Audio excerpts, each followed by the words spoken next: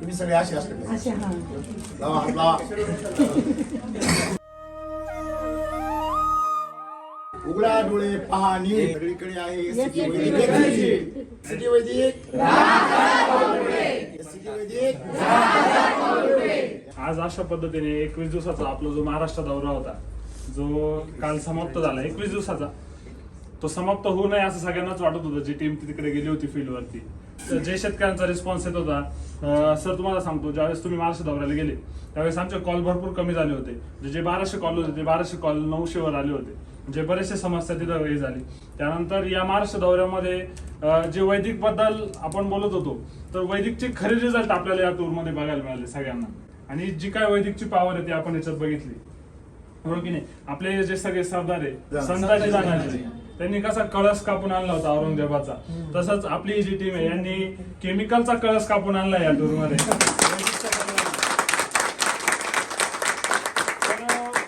त्यांचा जास्त वेळ न घेता तुमचा काय अनुभव होता? शेतकऱ्यांचे अनुभव, त्यांचं राम सरांविषयी प्रेम, त्यांची आपुलकी, म्हणजे सरांविषयी इतका आदर, इतका जिव्हाळा. आणि त्यासोबत सरांचं जे मत होतं की शेतकऱ्याला मला नाराज करायचं नाही, बाकी कुणी असो, जे वितरक असतील त्यांना सर त्यांना रागवत होते, बोलत होते हक्काने की शेतकरी माझा महत्वाचा आहे. आणि शेतकऱ्यांचं जे यश होतं खरोखरच सर लाखातच बोलत होते. उमेश सर जसे बोलत होते की शेतकरी एक एकर लाखातच, हजारात कुणी बोलतच नव्हता. आणि माझं 4 लाख, माझं 10 लाख, माझं 12 लाख, मी 15 लाख काढले. इतकं भरभरून काय बोलता येत नाही. कर्जमुक्त केला खरंच. आता वैदिकमुळे तो कर्जमुक्त आणि आरोग्य आहे. त्याच्या चेहऱ्यावरचा आनंद जो होता ना, तो सांगण्यात विजिटच नव्हती, 2च दिवसाची होती. एक काढून टाकू. तर असं वाटतंय परवा गेलो होतो ना, आज आलंय. आणि या विजिट म्हणजे जेवढे काही विजिट आणि मिटिंग झाल्या याच्यात शेतकरी एवढे आनंदी होते. म्हणजे ते आमचं अर्ध जेवण शेतकऱ्यांनीच आम्हाला दिलं. सर्वात महत्वाचा पॉईंट, आम्ही एकच टाइम जेवण करायचं आणि शेतकऱ्यांचा जो आनंद होता ना समोरून, आम्हाला भूकच लागत नव्हतं. का बरं का माहिती, शेतकरी एवढे रिस्पॉन्स द्यायचे समोरून. आणि राम सरांच्या बद्दल बोलायचं म्हटल्यावर मी तिथे सांगाल माझ्याकडे शब्दच नाही. शेतकरी असे होते की जवळजवळ एका शेतकऱ्याला जर विचारलं ना किती पैसे झाले, तो म्हणायचा 4 लाख 5 लाख. हायस्ट सुरू झाला आमचा 1 एकरीत 2 लाख ते जवळजवळ 25 लाख पर्यंत, एका एकरात 25.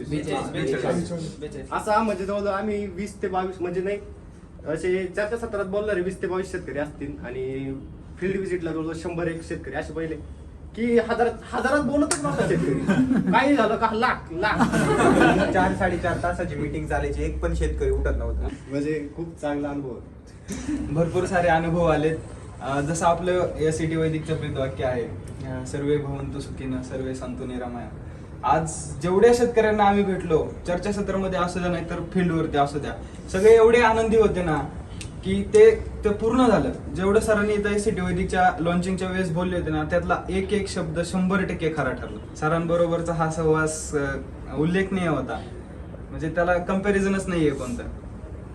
सरांबरोबर आम्हालाही ते महत्व प्राप्त झालं, आमच्यामध्ये ती ऊर्जा आली होती. जसं जसं आम्ही फिरत येत होतो ना, तसं तसं प्रत्येक मग टोमॅटो असू द्या नाही तर कोणत्याही गोष्टी असू द्या, SCT वैदिक सगळ्यामध्ये स्टॉप आहे. एवढा मोठा दौरा झाला, त्या दौऱ्यामध्ये काय काय अनुभव आले मला माझ्या आयुष्यामध्ये. म्हणजे आपण चमत्कार म्हणतो ना, तर तो जोपर्यंत SCT मध्ये नव्हतो तोपर्यंत एकदाच बघायला भेटला होता. आणि आता ह्या दौऱ्यामध्ये दररोज चमत्कार बघितले डेली. समजा कोणी जर म्हटलं ना की चमत्कार नसतो, तर स्वतः जरी म्हणले की चमत्कार नाही होत भाऊ शेतीमध्ये, तर मी त्यांना म्हणून तुम्ही शांत बसा थोड्या वेळ, स्पॉट व्हिजिट करून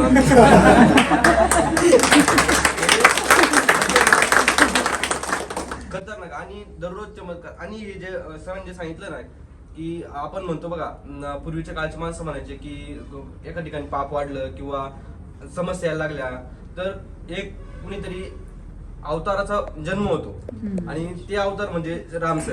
आणि मी हे डोळ्याने बघितलंय. कुठं कोणताही अनुभव घ्या तुम्ही, पूर्ण जो अनुभव आहे म्हणजे शेतकऱ्यांचं जे चेहरे बघितले असे कुठंच नाही की एखादा त्रासलेला आहे की ग्रासलेला आहे, म्हणजे पूर्णपणे एकदम आनंदी शेतकरी. आणि असे शेतकरी जर अजून वाढले तर पूर्ण हे जे आपण म्हणतो ना की शेतकऱ्यांचं राज्य आणायचंय, हे 100% येणार. ही काळ्या दगडावरची रेग आहे, 100% येणार.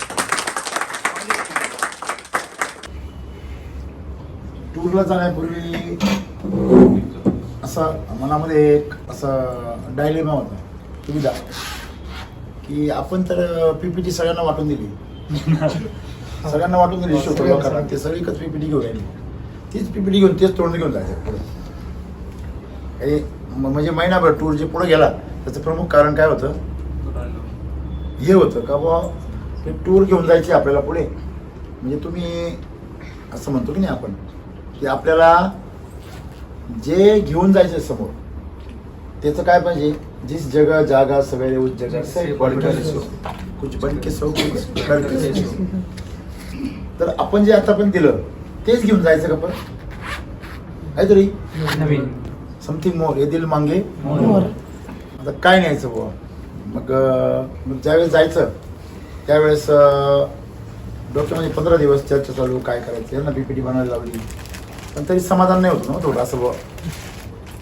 मग एक दिवस आम्ही ऑफिस सुटल्यावर पाठीमाग गप्पा मारतो. गप्पा मारता मारता मी यांना सांगितलं, म्हटलं रोग नाहीची. यांना म्हटलं रोग नाहीची म्हटलं, बरोबर ना, रोग नाहीची म्हटलं. ही निसर्गाची एक अन्न साखळी म्हटलं. मग अन्न साखळी आहे तर मग रोग जर नाहीच आहे तर मग तो का त्रास देऊ राहिला, त्याची अन्न साखळी डिस्टर्ब केली. मग सफाई यंत्रणा आहे. मग ही करता करता एक तो मुद्दा पुढे आला समोर, जो ह्या आजकालच्या ह्या चर्चासत्रांचा काय बेस. मग त्याच्यामध्ये ते नाही येतं. मग काय आलं की काळात मग आम्ही समस्यांवर चर्चा करायचो. शेतकऱ्याला बुवा मर रोग येतो, आमका रोग येतो, आम्ही रोगांवर चर्चा करायचो, तणनाशकावर चर्चा करायचो. ते मुद्द्यांवर चर्चा करून आम्ही शेतकऱ्यांना त्याच्याबद्दल आणखीन जागृत करत होतो. खून कसे होतात हे दाखवून आपण पोरांना खून करायची आयडिया देत होतो.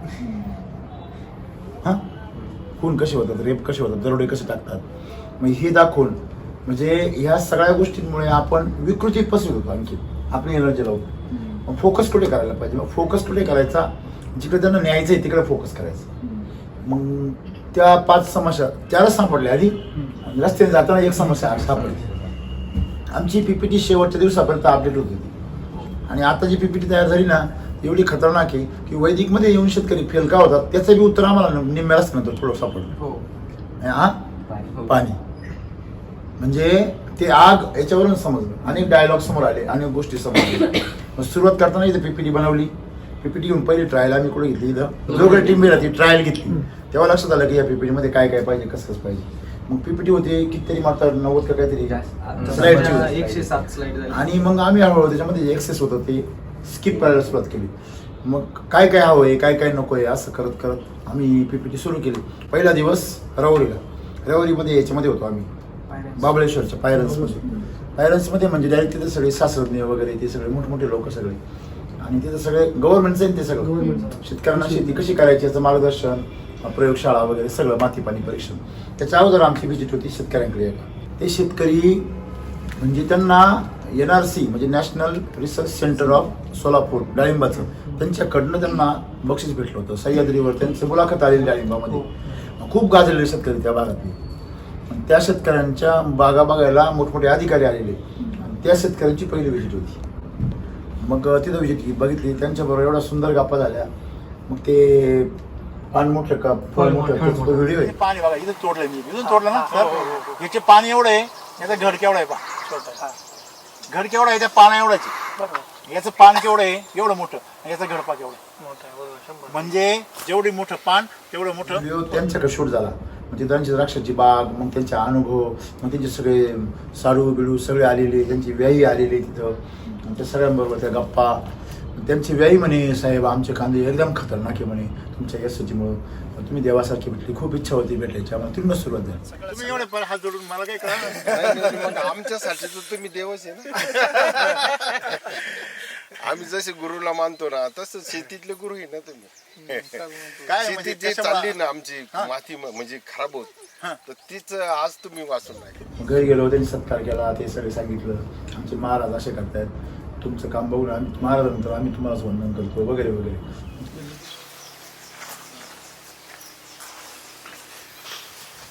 2013 साली रामगिरी महाराज आले होते इथं ह्या जागेला. आज तुमच्या पिढीला आज रामगिरीच आहेत, राम सर आहेत. आणि तुम्ही एक व्हिजिटला गेलो 10 एकरच्या ॲपल बोर्ड. मग ॲपल बोर्डवरून मिटिंगला आलो, मिटिंग केली, मिटिंग मस्त झाली. तिथून आम्ही राहुरीला गेलो. राहुरीच्या मिटिंगमध्ये सगळ्यात महत्त्वाची गोष्ट म्हणजे अंडरलाईन करण्यासारखी, तिथे एक प्राध्यापक आलेले होते जे ॲग्रिकल्चरच्या पोरांना PhD करायला, न्यूट्रिशन सायन्समध्ये त्यांचं PhD होती, आणि ते MSCच्या पोरांना शिकवत होते, MSC ॲग्रीच्या. ते आमच्याबरोबर मिटिंग झाल्यावर जवळजवळ 1 तास बसले. तुम्ही इतके तयार केले, वाचलं मला म्हणजे आमचे ते पाहिलं आम्ही, ते थोडं आम्हाला जरा सायंटिफिक वाटलं सगळं. बरं, तुमचं जे व्हिडिओ पाहिले का तुम्ही? हां व्हिडिओ पाहिले? व्हिडिओ ते डेलीच पाहतो मी. नाही ते नाही, वैदिकवरती आम्ही सगळे. अरे बाप, हे काय सगळे प्रिंट आहेत माझ्याकडे. आता हे गेले 20 वर्षापासून न्यूट्रन शिकवतोय मी. बरोबर आहे. 16 सेकंडरी प्रायमरी सगळे इनिशियली शिकवतो, PhDला सगळे क्रॉप शिकवतो. बनाना शिकवतो, पोमोग्रेनेट शिकवतो, ग्रेप शिकवतो. अरे वा, सगळे फ्रूट क्रॉप जेवढे तेवढे शिकवतो. 80 ना मग ना. पण आता गंमत आहे सगळे, मला नेहमी थोडी उत्सुकता अशी वाटायची की याचे रिझल्ट आम्हाला मिळाले चांगले. म्हणजे मी जे वापरले ते रिझल्ट मिळाले. तर सुरुवातीला मागच्या वर्षी कांद्याला वापरले 10 एकर. बरं, सुरुवातीला तर टोटल सगळ्या लोकांचे कांदे गेले, माझे कांदे उन्हाळी कांद्यासारखे होते. क्या बात, क्या बात. अरे वा. कसं असतं, माणूस किती डिग्री मिळालं, किती ज्ञान केलं तर तो सर्वसंपन्न काही होत नाही. बरोबर. खूप कांदे इथं लागले, पावसाळे कांदे लागले, सगळे लोक बघायला लागले, साहेबच कांदे खूप चांगले आहेत. पण एक आमच्या डोक्यात थीमाशी होते, कांदा खूप वाढला का तो अटॅक 1.5-2 महिन्याचा कांदा झाला. तर मग याच्यावर आमचे एक फिजिओलॉजिस्ट प्राध्यापक याची होते, ते काम करता रिटायर होते. त्याने म्हणलं याची थोडी ग्रोथ थांबवली पाहिजे आपण. बरं. आम्ही काय केलं मग थोडंसं लिओसिन नको, चमत्कार तेवढे चमत्कार चांगलं थोडंसं प्रमाण वापरा. थांबले ते थोडे वाढच थांबल्यामुळे काय ते झाले ना, म्हणजे चांगला माझा वीक झाला ना तो थांबला, म्हणजे ते या साईजमध्ये होता ना तो टोटल स्टॉप झाला. तो आता आपलं हार्वेस्टिंगला वगैरे वापरला पाहिजे, तो मध्येच वापरला गेला. तिथं आम्ही थोडंसं याच्यात गेलो. आणि ते तुमचं मी जे सांगता नेहमी का ते नाही मारायला पाहिजे, ते खरंच पटलंय म्हणे मला सर. मी माझ्या हाताने माझं नुकसान करून घेतलं म्हणे, पण आमचे पाहुणे खूप वापरतात वगैरे वगैरे. मग तिथून आम्ही गेलो. रात्रीचा प्रवास आमचा, बरोबर की नाही, रात्रीचा प्रवास झाल्यावरती नारायणगावच्या मिटिंगमध्ये तिथं आम्ही थांबलो. सकाळी ज्यावेळेस निघालो तर व्हिजिटला ज्यावेळेस गेलो तर ते जो जोडपं होतं क्वालिफाईड जोडपं होतं, इंजिनियर होते, रिटायर्ड इंजिनियर. त्यांची दोन्ही मुलं अमेरिकेला जावाई, सगळे म्हणजे मुलगी पण अमेरिकेला. त्यांची द्राक्षाची बाग होती, सीताफळाची शेजारी बाग होती. सगळे लोक त्यांना म्हणे की सीताफळ शेजारी द्राक्ष लावू नका, मेले बघितलं तुम्ही सक्सेसफुल होऊ शकत नाही म्हणे. आणि सगळ्यात मेन गोष्ट म्हणजे त्यांना काहीच अनुभव नाही. ज्या माणसाने त्यांना द्राक्ष लावायला शिकवले तो माणूस त्यांना विरोध करत होता आधी, का हे काय तुम्ही हे सिटी आणि आता शिकेले होते हे ते द्राक्ष लावायला त्यांच्याकडून आयडिया घेतली. पण पण त्याला ट्रीटमेंट काय करायची हे त्यांनी स्वतः डोकं लावलं त्यांनी स्वतः पिकवलं. सर इथं आता ही पूर्ण टोटल किती आहे सगळं क्षेत्र आपलं? 3 प्लॉट आहे हा? 3 एकरचा प्लॉट आहे. संपूर्ण 3 एकरचं आहे? 3 एकर एकाच ठिकाणी एकाच ठिकाणी. एक लाईन मध्ये किती झाड आहे सगळी? ही जवळजवळ 155 झाड आहेत. आणि झाडं किती आहे? 4000 4,000 झाड आहे. 3 एकर मध्ये 3 एकर आणि 8x4 झाडी आहे. डेन्सिटी जास्त आहे. हो 8x4 4000 झाडामध्ये एकही झाड असं नाही की त्याला माल नाही. म्हणजे हे तुम्ही सुरुवातीपासून जे सगळं वापरलं पहिल्यापासूनच ना स्टार्टिंग पासूनच त्याचं प्रिकॉशन घेत चाललंय. तुमचं कृषी अमृत आहे, सॉइल चार्जर आहे, बेसोल डोस वगैरे पूर्ण क्रॉप आपण चार्जर आहे, दिलेलं आहे. या फ्रूट चार्जरचा वापर करून खूपच चांगले रिझल्ट हो मिळाले. Yes yes yes. तिथून पुढे आम्ही पुढच्या मीटिंगला कुठे गेलो? शिरूरला गेलो. शिरूरला फार जबरदस्त अनुभव असा आला की एक शेतकरी आला होता कांदे घेऊन. कांद्याचा शेतकरी होता. 1 एकरमध्ये त्याची 180 गोण्या पावसाळी कांदा निघाला, असा मोठा कांदा. 27 रुपये दर भेटला. आणि 26-27 रुपये दर भेटला, जेव्हा 14-15 रुपये दर होता. तिथं व्यापाऱ्यामध्ये भांडणं झाली त्याच्या कांद्यामध्ये. आणि एका व्यापारी त्याच्या गावातल्या एका मोठ्या शेतकऱ्याला फोन केला 9 एकरचा. म्हणजे काय शेती करतात गव्हाळ पिकूच्या म्हणे तुम्ही कोणाचे त्यांच्याबरोबर आहे. त्यांच्याबरोबर आलो आपलं पण स्वतःचे आहे ना 8 एकर कांदे होते. अरे वा, आपण काही ते वापरलं नाही. बरं. कांदे म्हणजे चांगले होते आपले, पण नंतर काय प्रॉब्लेम झाला. हां, आपण फवारण्या घेतल्या सगळ्या रासायनिक बरं. आणि एकदम कॉस्टली फवारण्या झाल्या. 20-25 फवारण्या काय झाल्या. सांगतो? हा बरं. सिलिकॉन कॅब्रेट याशिवाय वापरलंच नाही आपण. आणि 3 फवारण्या झाल्या.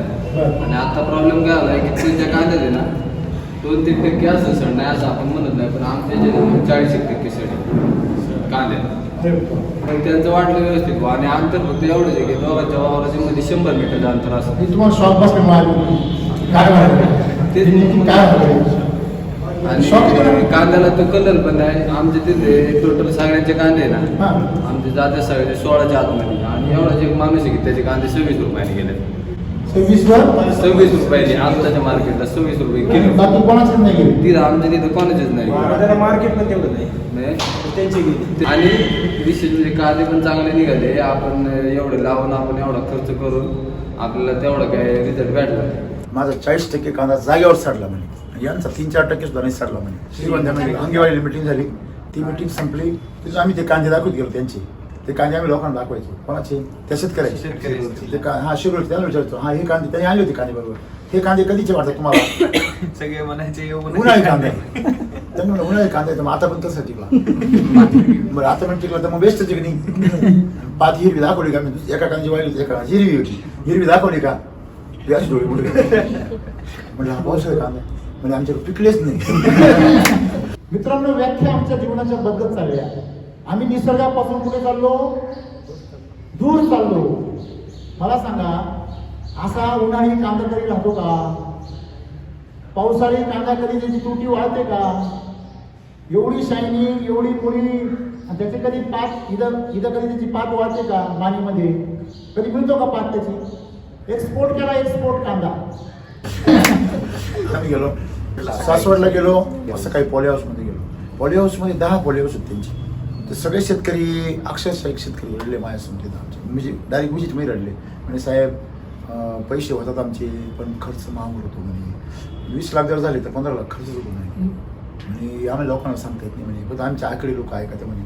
खर्च कोणाला माहिती बरोबर आहे ना? नफा प्रॉफिट येते सगळे केमिकलवाली खाते ती आमची.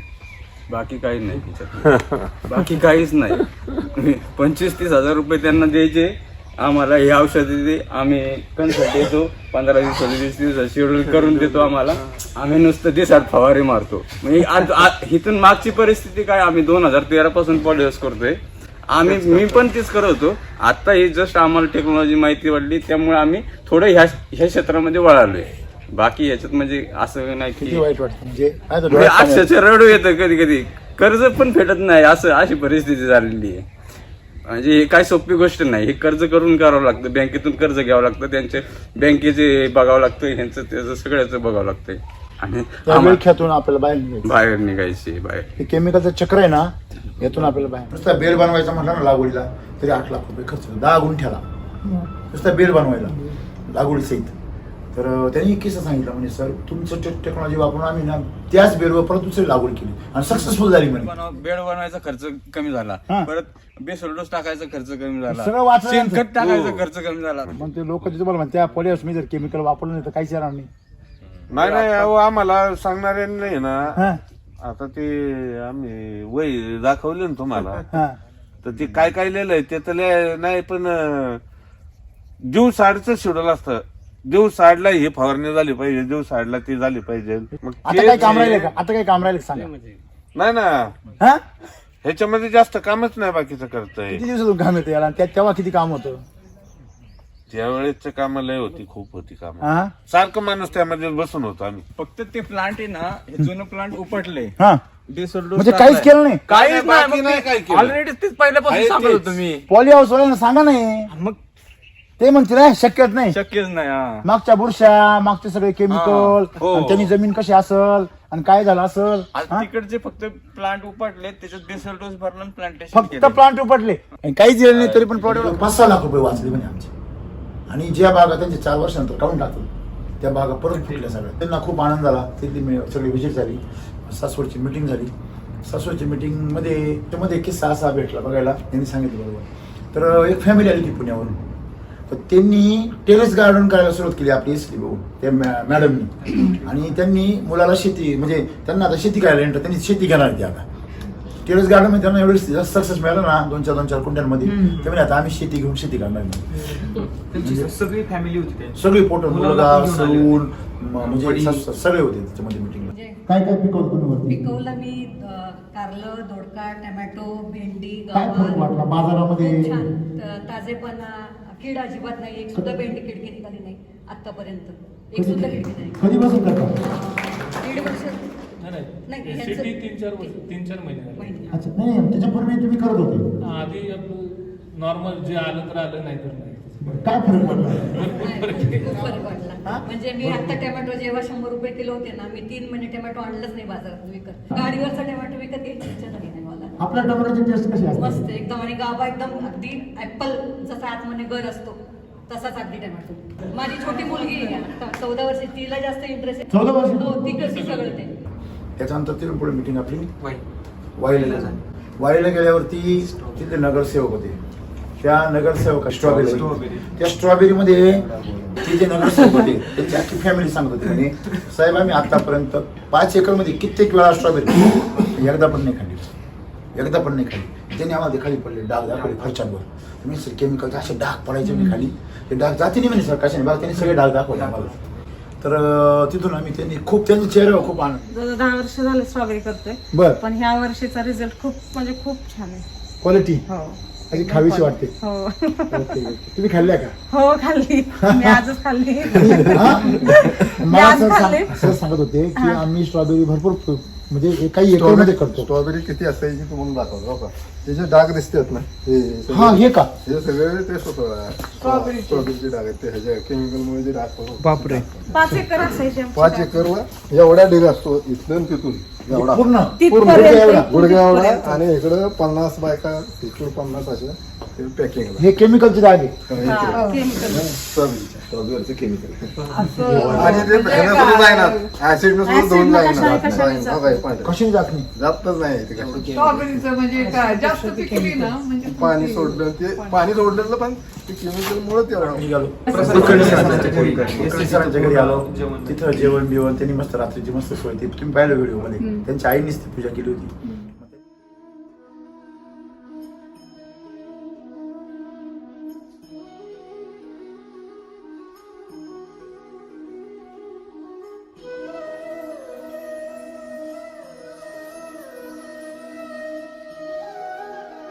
त्यांनी मस्तपैकी तिथं राहिलो सकाळी दर्शन घेतलं आणि बाबांक गेलो बाबांची विजिट केली बाबांचा किस्सा ऐकला बाबांचे दोन्ही पोरं त्यांच्या विरोधात होते दोन्ही पोरं केमिकलचे आणि ते मात्र पॉझिटिव्ह पक्के याच्यामध्ये तर ह्या वर्षी तिथल्या स्ट्रॉबेरीच्या सगळ्या स्ट्रॉबेरीचं जबरदस्त काय झाली होती नुकसान झालं होतं मग यांची स्ट्रॉबेरी वाचली आपल्या वैदिकमुळे मग ते पोरं खूप पॉझिटिव्ह झाले त्यांच्या मक्काच्या एका पट्याला त्यांनी फवारणी केली होती ते पण वेगळा पडला मक्का आणि त्यांच्या अख्ख्या मिरच्यांमधून स्ट्रॉबेरीमधून भरपूर पाणी वाहून गेलं होतं पावसाचं पण कोशाचं काही नुकसान नाही झालं आणि ते खूप त्यांचे मग त्यांनी न्यूट्री रूट असा त्यांनी धडाका झाला फवारणी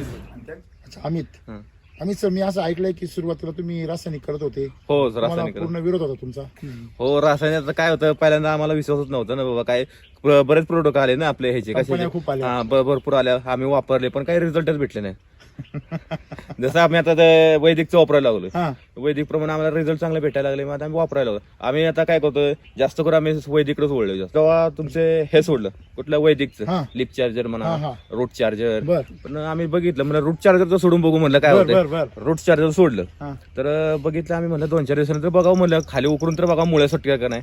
परत खाली उकरून बघितलं तर अशा मुळ्या सुटायला लागल्या. बाकीचे आम्ही आणायचो ह्युमिक ऍसिड आहे बाकीचे तर त्याने सुटत नव्हते पण ह्यानं अशा लांब अशा खाली दहागे सुटले होते असे खाली. हे जर पूर्ण झाकलं हा. तर किती चेंब भोपळे मिळतील एका झाडाला बरं, कमीत यालाच कमी नाही, हे बघा. 700 भोपळे जगाला मिळणार ती फळं आपल्याला. मोजतो तुम्ही नाही नाही अहो, मोजू नाही शकत आपण. शेवटपर्यंत आपल्याला 700 ते 800 भोपळे एका झाडाला मिळणार.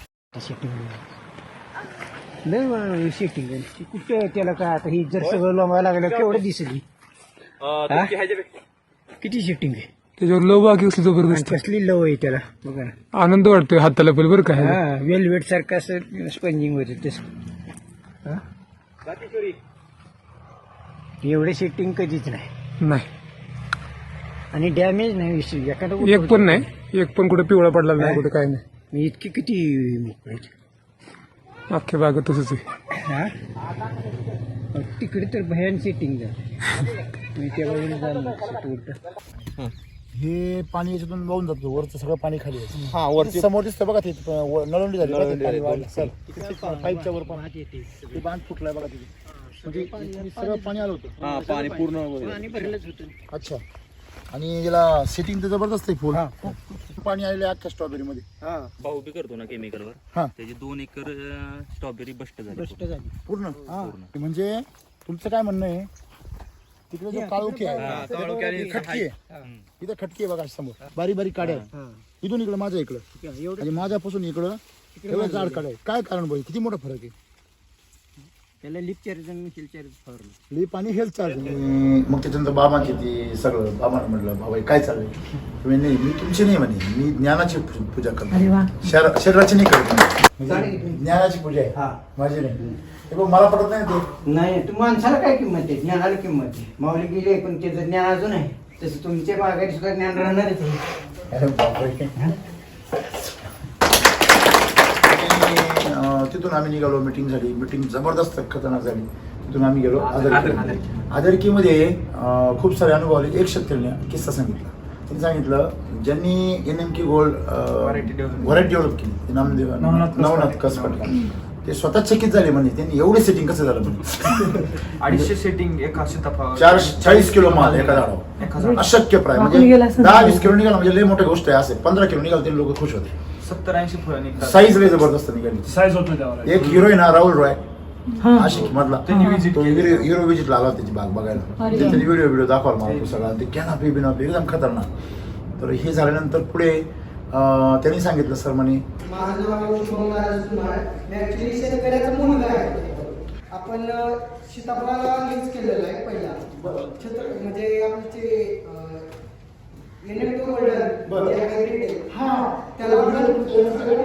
ते स्वतः बाग पाहिला आणते त्यांनी वेगळं काय केलंय शेतकऱ्यांचं म्हणजे एकच प्रश्न आहे की झाडाला सेटिंग प्रॉब्लेम आहे त्या पण टेक्नॉलॉजीतून 300 ते 400 सेटिंग.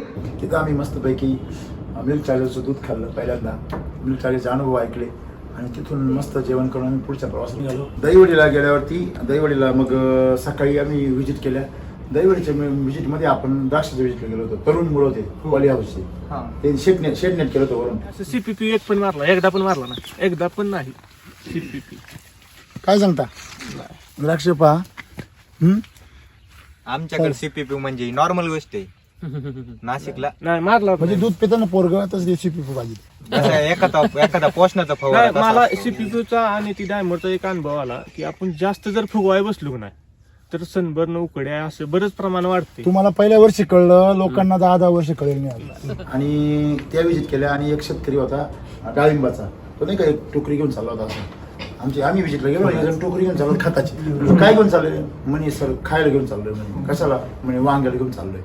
मग म्हटलं बघू आणि इकडे म्हटलं काय काय युरिया 10-20 पुढे चालले तुम्ही काय माझं आता हे काय वांग्यासाठी काय वांग वांग्याची झाडं बारीक रोपायची बारीक काय खाऊ त्याला त्याला आता ही काय थोडं युरियाने टाकायचं बघू दाखव काय आहे मध्ये? युरिया आणि 10-26 त्याला खायला दोन चालले. हो हो मग तुम्ही थोडं खाऊन पाहा ना, एक चमच्याभर एवढं द्या बरं.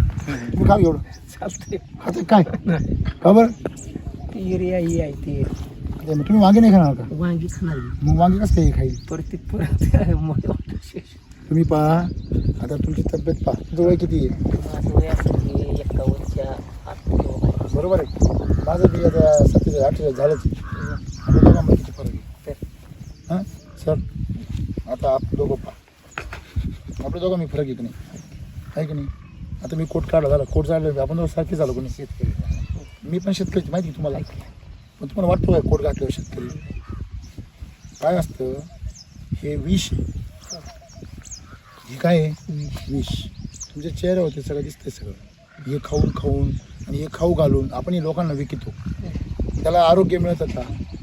हल्ली बा रोगराई वाढत चालली का कमी होत चालली? नाही वाढत माणसाला बी पिकाला बी वाढत चाललं. मग आता हे चांगलं आहे का? त्याला पर्याय शोधला पाहिजे. शोधला पाहिजे का? मला सांग आधीच शोधला पाहिजे की नाही? तुम्ही हे पहिलं बंद केलं तर पर्याय शोधलं का नाही? तुम्ही हे चालूच जर ठेवलं, नाक दाबलं तर तोंड उघडलं तर तुम्ही जर म्हणले नाही याच्याशिवाय पर्यायच नाही तर पर्याय मिळेल का? मला त्याला पर्याय ती विजिट केल्या होती. त्यांचा मुलगा होता 11वीला. कोणाचा? तो शाळेत चालला होता. कोणाचा? त्या शेतकऱ्याचा.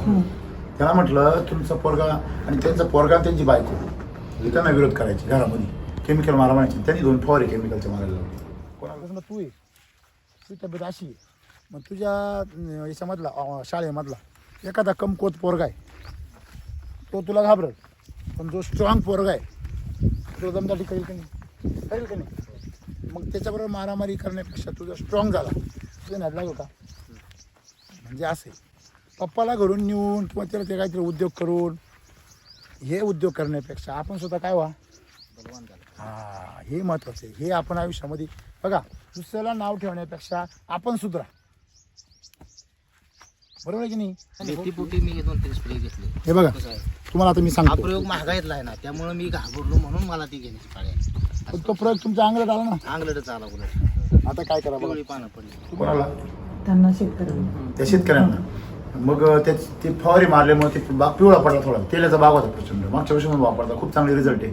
मग त्यांना ते सगळं कळलं. म्हटलं पहिले काम करा, तसं बोलवा म्हणले. तो शाळेत चाललाय म्हणे. 11वीला चाललो बॅग घेऊन फाट्यावर बसला होता. घ्या त्याला गाडी, त्याला गाडी घेता इंडियामध्ये घातला. बस स्टॉपवर होते गाडी आणि म्हटलं पहिला रिपेअर करा म्हटलं, नाही तर आहे ना सगळी गप्प पसरवलं म्हटलं. मग त्या मुलाला घेतलं बरोबर. तर म्हटलं मिटिंगला चाल. मिटिंगला घेऊन गेलो. आणि तो पोरगा पूर्ण पॉझिटिव्ह झाला. म्हणजे एकदम जबरदस्त त्याला कळलं की बा शेतीमध्ये काय करायला पाहिजे. म्हटलं तुमच्या मुलांना तुम्ही एज्युकेशन द्या, बरोबर की नाही? अशा प्रकारे ती मिटिंग खूप सुंदर झाली. मातीचा रोग जास्त आहे की पिकाचा रोग जास्त आहे वातावरणाचा? हा शेतकरी काम कोणी करतो? त्या भानामध्ये येतो तर सगळं तुम्हाला, मग मिटिंग कसं आहे? मातीचा रोग जास्त आहे सर. मग सोपं उत्तर होतं बघा. मला पुढे जाऊ. 1 लाख रुपये तुम्ही एकरी खर्च केला. किती? एका पिकाला 1 लाख रुपये खर्च. डाळिंबाला, द्राक्षाला किंवा सीताफळाला ॲपल काय जे असेल 1 लाख रुपयापैकी 80% खर्च कुठं व्हायला पाहिजे? मातीवर. पाया कसा पाहिजे? भक्कम. आम्ही करतो, आम्ही ढेकळाचा पाया 20,000 रुपये खाली, 80,000 हवेत पैसे उडवले आपल्या अशा. तिथून मग नागठाणा गेलो. नागठाण्यामध्ये कृषीभूषण आलेले होते. तर सल्लागार होते मोठ्या पदावर वगैरे. ते त्यांची इच्छा होती की आम्ही त्यांच्या बागेत जाऊ, पण आम्हाला वेळच नाही भेटला. तिथे मिटिंगला आली होती. साहेबांनी जे सांगितलं त्यापैकी बऱ्यापैकी सेंद्रिय शेती किंवा जे आपण जैविक शेती म्हणतो याच्यावरती जास्तीत जास्त भर देतो. आताच्या तंत्रज्ञानात थोडंसं मला अधिक ज्ञान मिळालं या ठिकाणी. त्या माध्यमातून जर का आपल्याला आपले चालू आहे त्यापेक्षा जर का उत्पादन आणि क्वालिटी दोन्ही गोष्टी जर चांगल्या मिळाल्या तर आजच्या परिस्थितीत वातावरण बिघड झालेलं दिसतोय. वातावरण आपल्याला सहकार्य करत नाही. तरी पण रोगाचं प्रमाण आज प्रचंड आहे आता. आणि ह्या रोगांचं प्रचंड प्रमाण जर कमी करायचं असेल तर साहेबांनी थोडं सांगितलं की माती स्ट्रॉंग करा. माती कमकुवत झाली हे नक्कीच आहे साहेब. कारण अनेक वर्ष पूर्वी जी माती होती ती आज ते राहिलेली नाही. वारंवार आपण त्याला विश्रांती देत नाही किंवा वारंवार पिकांचे फेरबदल सातत्याने करत राहतो. हायब्रिड सीडचा खूप वापर होतोय साहेब. आणि खर्च एवढ्या मोठ्या प्रमाणात वाढलाय की उत्पन्न नाही वाढलं तर मग मायनॉरिटी जाण्यापेक्षा आपण थोडा खर्च करण्याशिवाय पर्याय नाही. त्या हेतून आपण पुढे खर्च करत जातोय आणि उत्पादन वाढवण्याची एक क्षमता आपल्यामध्ये निर्माण झालेली आहे. आता क्वालिटी आणि क्वांटिटी ह्या दोन गोष्टी आपल्याला मिळवायच्या असतील तर परदेशातलं मार्केट मिळवणं हे सातारा जिल्ह्यासाठी काय वाईट गोष्ट नाही. वांग्याचं 5 जूनला लागवड केली होती साहेब. 2 एकराचा प्लॉट आहे. तर त्याला बऱ्यापैकी सेंद्रिय कर्ब चांगला निर्माण व्हावा अशा पद्धतीने सॉइलचं पृथक्करण करून घेऊन त्याच्यामध्ये आपल्याला जे घटक गरजेचे आहेत ते घटक टाकले आणि त्यामधून परत छाटणी करून खोडव्याचं पीक घेतले. परवाची एकच पट्टी 2.25 लाख रुपये घेतले आणि संपूर्ण मिटिंग झाली. खतरनाक मिटिंग झाली. त्या मिटिंग मध्ये एक बाबा होते. थंड घ्या. तर बाबा असे होते कॅरेक्टरच होते. तर ते सुरुवातीला म्हणलं ही काय ही बर्ड कोणते मावाला कोण खाते? लेडी बर्ड भेटल म्हणजे सर पॉली हाऊस करू नये माझ्याकडं. हा मी एवढे दिवस काम करतो असं तसं बरंच ते बाबाच चालू. मग बाबा आमच्या बाजूने सपोर्टला आणि बाबाला गुच्छ दिला, सत्कार केला. तुम्हाला लेडी बर्ड भेटल कसं काय माहिती?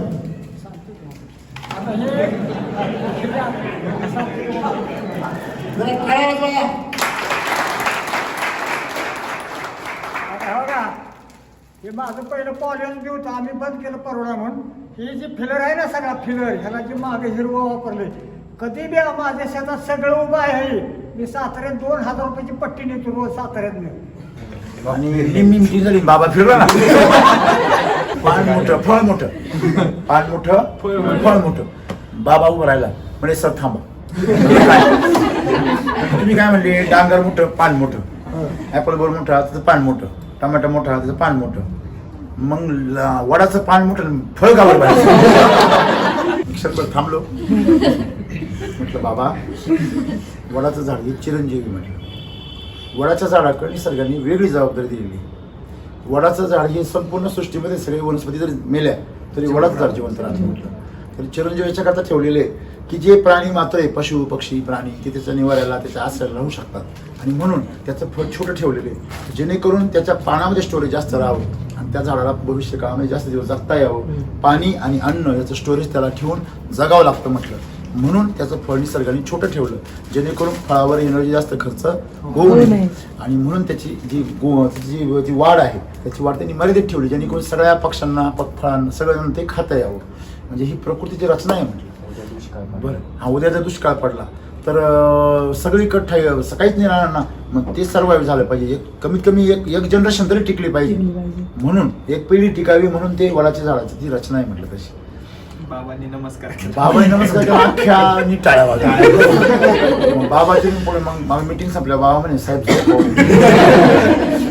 म्हणजे अशा प्रकारे तिथं अजून एक अनुभव फार जबरदस्त आला. म्हणजे ओम शांतीचे त्या ज्या साध्वी होत्या त्या सध्या ब्रह्मकुमारी त्या एवढ्या फॅन झाल्या त्या मीटिंगमध्ये की ते दोघी जणी आले होत्या. त्यांनी आम्हाला त्यांच्या इथं बोलवलं. त्यांनी सर आम्ही जे काम करतो तुम्ही करताय आणि सर्वात महत्त्वाची गोष्ट जे त्यांनी बसून तिथं आम्ही थोडा वेळ ध्यान केलं. खूप म्हणजे शक्तिवान वाटलं सगळ्यांना. सगळी टीम बसली. त्यांनी सगळ्यांना दूध दिलं व्यवस्थित छानपैकी आणि त्यांनी आम्हाला हे पण सांगितलं का साहेब माउंट आबूला आमच्या शेतीविषयी मोठा कार्यक्रम होतो म्हणे. माझी इच्छा आहे की तुम्हाला तिथं बोलवायचं म्हणे. ठीक आहे. हे सगळं झालं की बाबा आम्ही ज्या ज्या टप्प्यावर गेलो त्या टप्प्यावर जसं आपण लढायला जातो त्यावेळेस आपल्याला अस्त्रशस्त्र मिळतात, आशीर्वाद मिळतात. तसे आशीर्वाद आम्हाला आपोआप भेटत गेले. म्हणजे जे कुठलंही कार्य निर्विघ्न पार पडताना त्याच्या पाठीमागे कृपा असते, आशीर्वाद असतात, शुभेच्छा असतात आणि ह्या आम्ही गोळा करत करत पुढे गेलो. बरोबर आहे. मग पुढे गेल्यावरती तिथून आम्ही पुढे निघालो तर मायनीला गेलो. मायनीला तिथं सर्वात अचंबित करणारी गोष्ट बघायला मिळाली आणि आम्हाला जे गिफ्ट मिळालं मायनीमध्ये ते आम्ही अख्ख्या महाराष्ट्रामध्ये पसरवलं. तर गिफ्ट म्हणजे व्हिडिओ म्हणतो म्हणून. तर सगळ्यात महत्त्वाची गोष्ट म्हणजे तिथे गेल्यावर सांगण्यासारखं असं आहे की त्यांनी जेवण वगैरे करण्यासाठी रात्री 11 वाजेपर्यंत त्यांचे नातेवाईक, मुलं मुली, जावाई, व्याही सगळे येऊन बसले होते वाट पाहत. त्या फॅमिलीची पूर्ण फॅमिली होम मिनिस्टरचा कार्यक्रम झाला आणि तिथे रात्री 11 वाजता गेले होते. पाद्यपूजा वगैरे त्यांनी पण केली. तो सत्कार मग बसल्यावरती सत्संग 10-15 मिनिटं सत्संग. लहान पोरं त्यांची तुम्ही गाणं सांगलं बघायचं.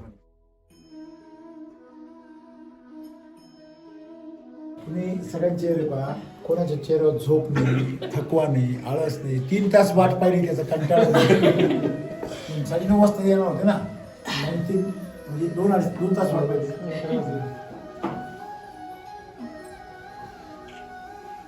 गुरुर्ब्रह्मा गुरुर्विष्णू गुरुर्देव महेश्वरा गुरु साक्षात परब्रह्म तस्मै श्री गुरुवे नमः. कितीला आहे तू? कोणाला शिकवतो? मॅडमला शिकवतो की सरांना शिकवतो? शाळेत कोणतरी असेल ना, सर मॅडम कोणतरी आहे ना? कोण आहे? शिकवत नाही का? शिकवतो ना, त्यांना काय शिकवतो? सर काय सरांकडे तेच पुस्तक तेच सगळं असतं आयुष्यभर. तुम्ही नवीन असता, ते तेच असतात. तुम्हाला सेवेमधून जो आनंद मिळतो तो मेव्यातून मिळत नाही. हे जोपर्यंत माणसाला कळत नाही तोपर्यंत त्याला जीवनच कळलं नाही. मला सांगा, आई मुलावर प्रेम करते, काय अपेक्षा असते का तिला? जोपर्यंत तिला अपेक्षा नसते तोपर्यंत प्रेम असते.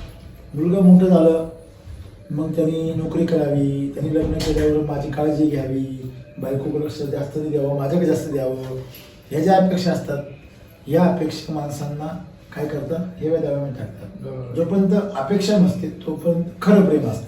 एक नेहमी लक्षात ठेवायचं, जेवढे लोक भिवून जगतात हे नेमकी जगायचं हुकून जातात, हे दुसरे जातात. नाही आम्हाला झोपायचं म्हणजे. तर अशा प्रकारे तिथं खूप जेवण वगैरे झालं, मुक्काम केला. सकाळी आम्ही ज्यावेळेस व्हिजिटला गेलो तर एक शेतकरी असे भेटले, करोडपती शेतकरी, करोडपती. ते म्हणे 2 मुलं आहे म्हणे सर माझी, मला 4 लाख रुपये महिन्याला उत्पन्न मिळतं. 1 लाख याला, 1 लाख त्याला, 2 लाख मला. तर सगळ्यात मेन गोष्ट IT जागेवर ओके, परंतु शेतीवर किती महत्व आहे हे महत्वाचा विषय तिथं बघायला मिळाला. ज्यावेळेस व्हिजिट करायला गेलो त्यांनी असे किस्से सांगितले आम्हाला, किस्से एवढे सांगितले अचंबित करणारे का बाबा त्यांच्याकडे जर कन्सल्टंट आले ते कशाशी ओढून लावायचे. कन्सल्टिंग नाही कोणाला, नाही कोणाकच नाही. तुम्ही स्वतः कन्सल्टंट. अरे वा, बरोबर आहे. म्हणजे तुम्हाला तुमची स्वतःची दिशा ठरवता येते. हो हो, ते आलो होतो. बर, आमची कन्सल्टिंग चालू करा. बर, म्हटलं काय साहेब आम्हाला कन्सल्टिंगची गरज नाही. तुम्ही पंढरपूरला चालू केले, त्या भागात आता तिथे बऱ्यापैकी आहे त्यांचं चालू. अच्छा, ती म्हटलं तुमची साहेब किती द्राक्षाची बाग आहे? बर, म्हटली माझी 3 एकर आहे. बरं, अजून 10 एकर करा, घ्या जमीन वाट्याने. कशाला कन्सल्टिंग करा, तुम्हाला याच्यातलं ज्ञानच आहे. तुम्ही बाहेर कशाला जाताय? तुम्ही घरीच बसून पैसे कमवायचे, बाहेर कशाला जाताय? तुम्हाला जर एवढं तुम्ही म्हणजे अगदी खात्री आहे तर तुम्ही नाशिक कुठं, पंढरपूर कुठं, निमसोड कुठं, सकाळी निघालं म्हणजे संध्याकाळी पोचते. आणि इथं येऊन कन्सल्टिंग करण्यापेक्षा तिथं 1-2 तास आपल्या रानात फिरल्यावर आपण तिथं सोनं पिकू. किती मोठी गोष्ट आहे. तुमच्या बोलण्याने दम चांगलं कन्सल्टिंग टाइम बोलते सगळी जी आहेत ती का नाही, सगळी यंग आहेत ती. बर, सगळी यंग आहेत. मग असा एखादा कन्सल्टिंग आलं का नाही, मग आम्ही ते सांगतो, ते त्यांचा फोन आला की आम्ही येणार आहे. मग आम्ही सगळ्यांना सांगतो आज बाबा सर येणार आहे. बरं, सगळ्यांनी गोळा होईल. त्यानं जे काय ऐकलं नाही की त्याला आम्ही विसरत बसतो. त्याच्यामुळे त्याचा परत तेव्हा आम्हाला बांधून जातो, चला जाऊया. त्यांच्या बोलण्यात तुम्हाला करारी बोलणं वगैरे, त्यांचा बोलण्यातला आत्मविश्वास, त्याची नजर, हे जर तुम्ही ऑब्झर्वेशन केलं तर खूप अनुभवी शेतकरी. त्यांची जी क्लिप आहे ती एवढी सुंदर झाली का शेणखत आणि भुसा खतामधला फरक त्यांनी एवढा सुंदर सांगितला. त्यांनी मातीवर एवढं जबरदस्त काम केलं होतं की तो व्हिडिओ अख्ख्या महाराष्ट्रासाठी उपयोगाला पडला.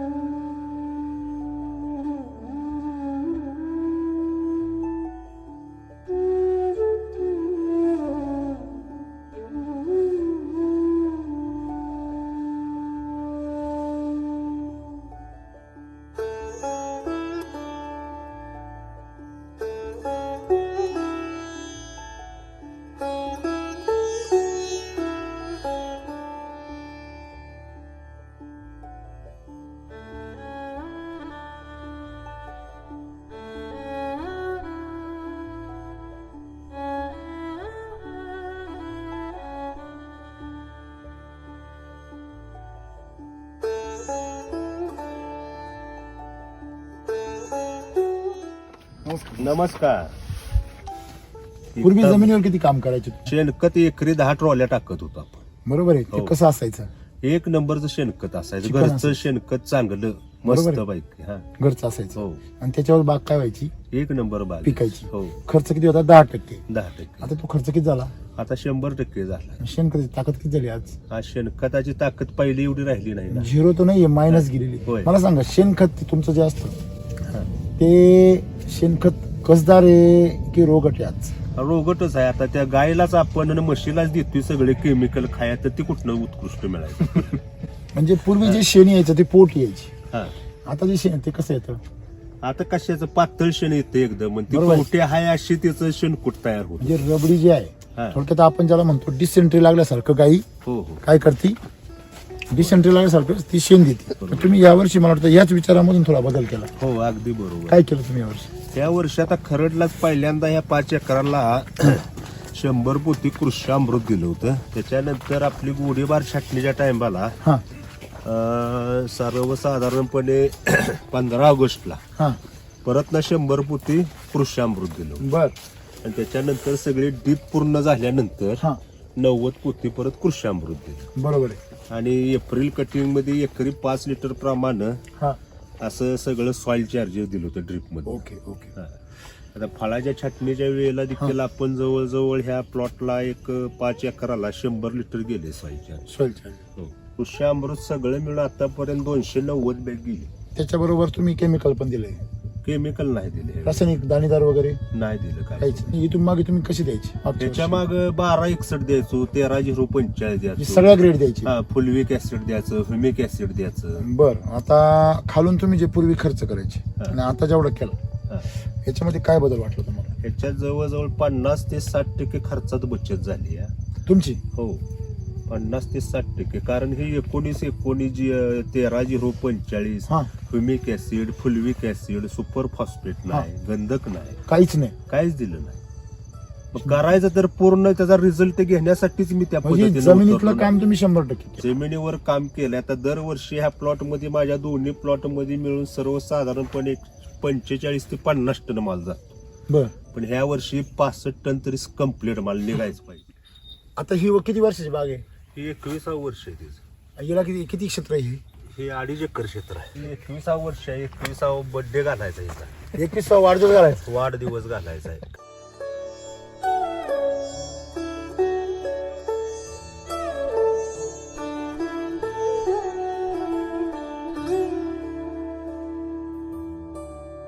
म्हणजे त्यांनी 9 एकरमध्ये सर 9 एकरमध्ये दरवर्षी त्यांचा खर्च होता 17-18 लाख रुपये जमिनीवर. फक्त आपल्यामध्ये त्यांचा खर्च आला फक्त 9 लाख. आणि माल बघितलं इस्रायल फक्त, दुसरं काहीच नाही. इस्रायल काय फिका आपल्या पुढं.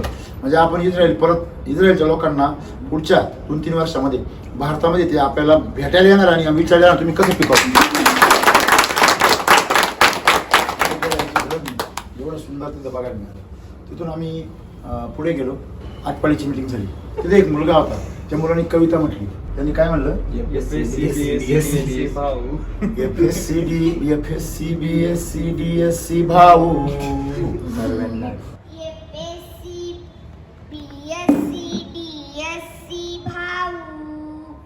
उद्याला मोठाले होऊ, उद्याच्या जगाला, उद्याच्या युगाला नवीन आकार देऊ.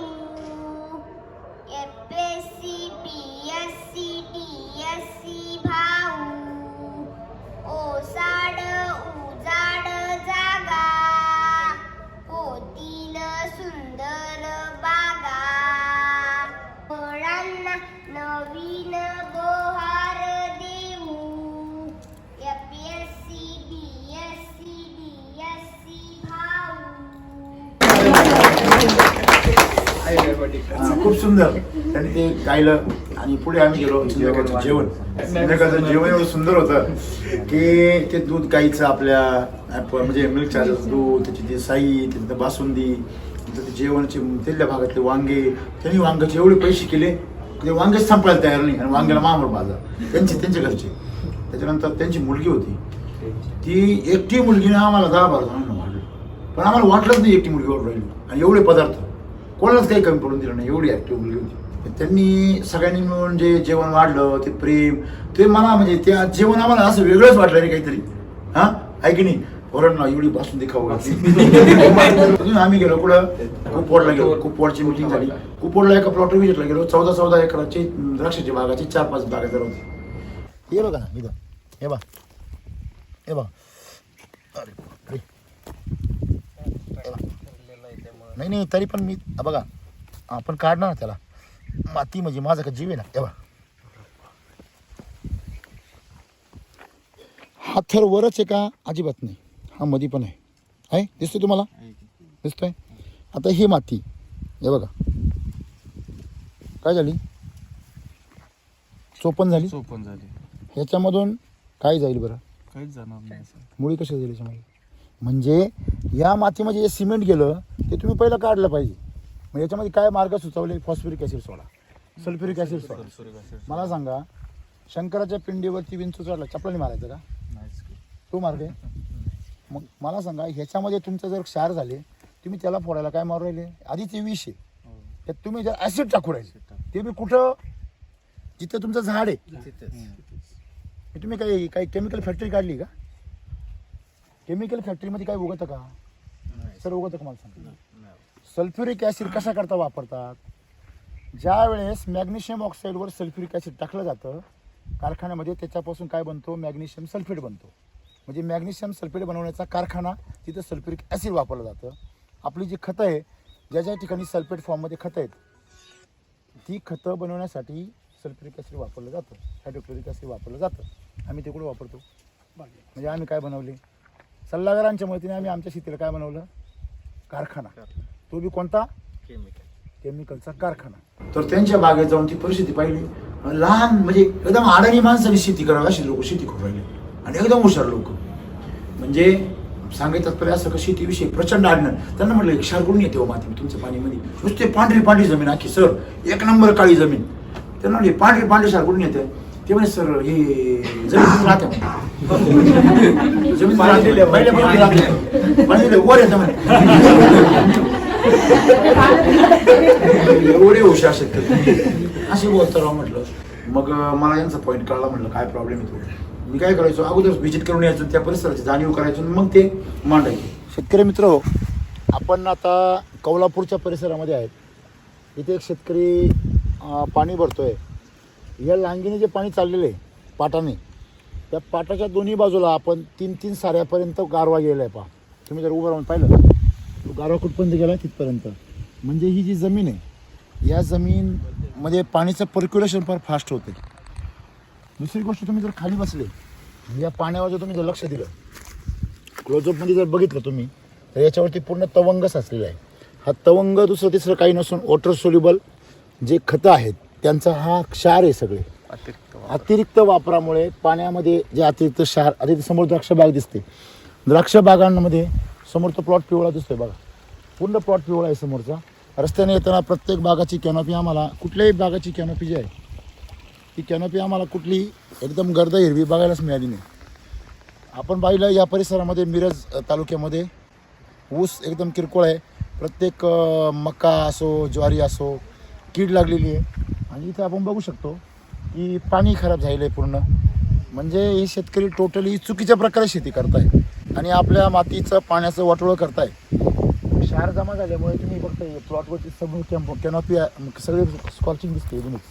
आपण जवळ जाऊच काही प्लॉटच्या जे साहेब आहेत आमच्याबरोबर शेतकरी ते सांगत होते या भागाने पूर्ण डाऊनीने जाम झालेलं आहे. म्हणजे तुम्ही माती दूषित केली 100% तुम्हाला रोगांचा सामना करावा लागणार आहे.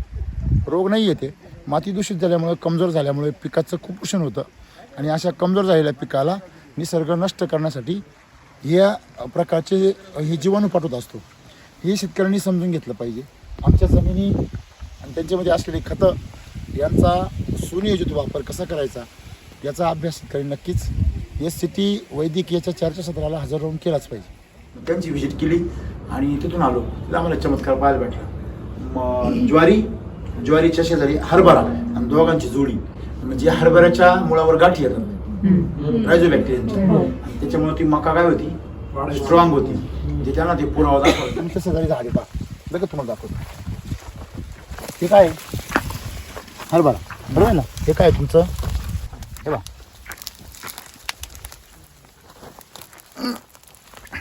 पा काय टाईप जमीन यांची. तुम्हाला जादू दाखवतो. हे ज्वारी एवढी मोठी का झाली एकमेकात फसले बा.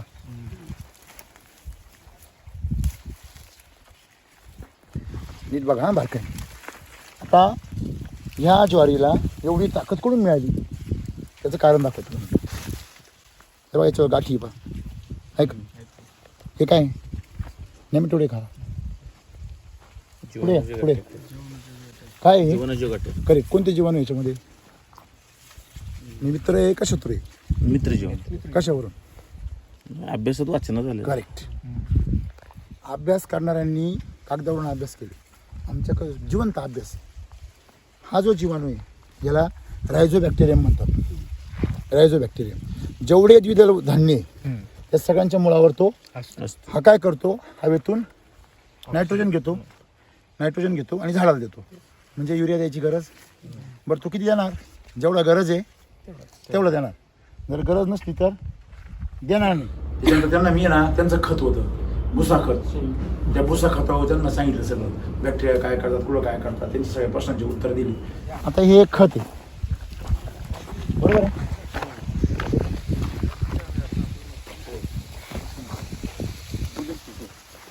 काय हो याच्यामध्ये या ना काय हे खत आहे. हे खत आहे का भुसा आहे नीट प्रामाणिकपणे सांग. हे खत आहे का भुसा आहे असल्यासारखं काय भुसाच आहे ना.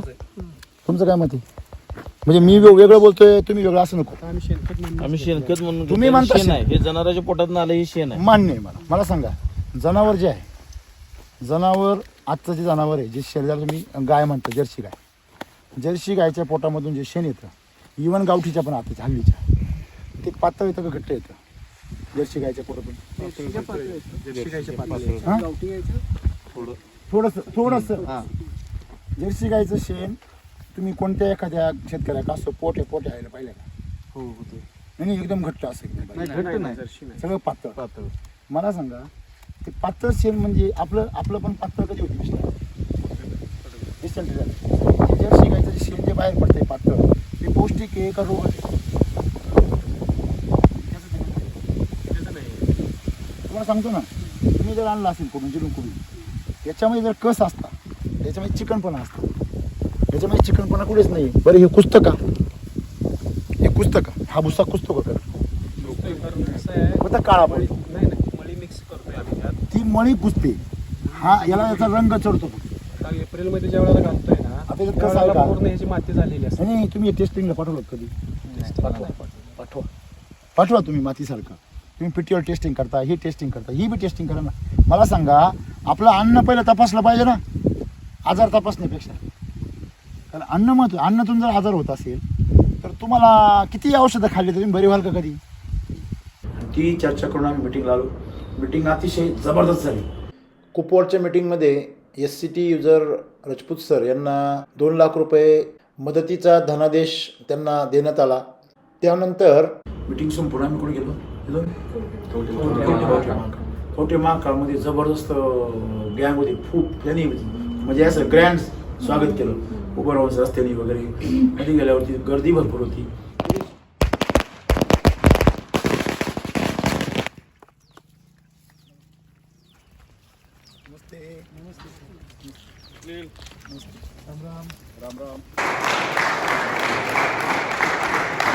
तिथे शेतकरी भेटले ज्यांनी SCT वैदिक हे 100% वापरत द्राक्षाला. तिथे आम्हाला दुसरा व्हिडिओ भेटला.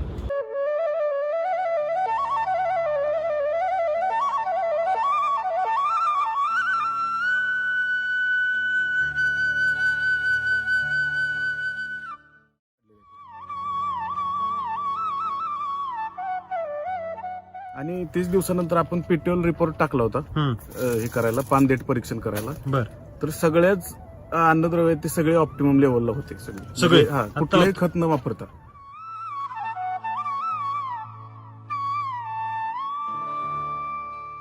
रिपोर्टमध्ये सगळ्या लेवल ऑप्टिमम आहेत. म्हणजे boron level, calcium level, nitrogen level, ferrous, phosphorus सगळं ऑप्टिमम आहे. अगदी. हो.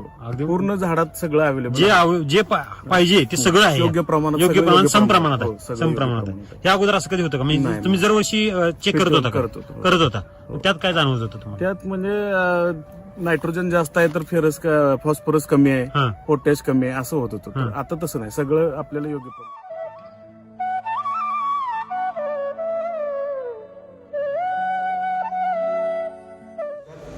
माझं नाव निखिल कुलकर्णी, गाव कोंडल, तालुका पलूस, जिल्हा सांगली. मी एप्रिलपासून मागच्या आतापर्यंत कुठलंच रासायनिक खत वापरलेलं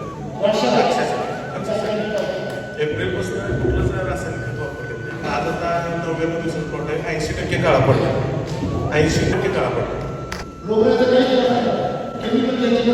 केमिकल वापर अजिबात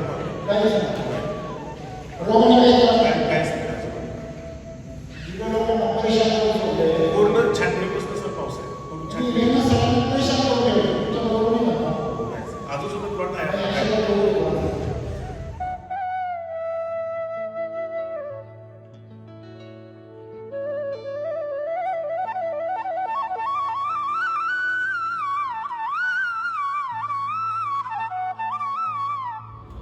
तो शेतकऱ्यांनी जे बाग होती ती बाग एप्रिलपासून आतापर्यंत त्यांनी काहीच वापरलं नाही केमिकल, आणि त्यांनी पेट्रोल टेस्ट वगैरे सगळ्या केल्या. म्हणजे सायन्सला विचारली, बरोबर आहे ना.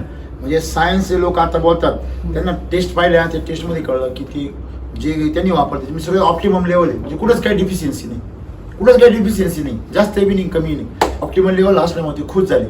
त्यांची बाग 80 दिवसामध्ये काळी झाली, जी 120 दिवस लागते ब्लॅक व्हायला. 40 दिवस कमी दिवसात झाली. म्हणजे असा तो एक त्यांचा अनुभव त्याचा भेटला.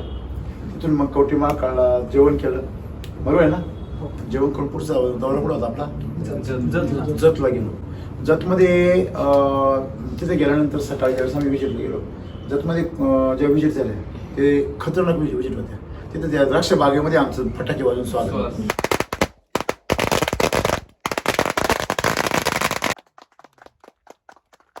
कितनी खुशी की आपकी आ रही की खुशी.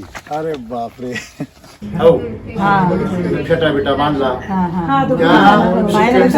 तुम्ही एवढा का बरं आनंद बाबाला विचारला. तरी साईबाबा सारखी बाबा होते, त्यांनी का माझ्या बसवून त्यांना म्हटलं बाबा, आणि मी राखण करतो म्हणलं. साईबाबाच्या बागेचं राखण करतो, त्याला काय व्यवस्था नाही. तिथं मस्त ती बागेमध्ये ते एवढे गोड द्राक्ष 90 दिवसामध्ये वटवाघ द्राक्ष खायला लागले. हे वटवाघांनी खाल्लंय त्यांचं.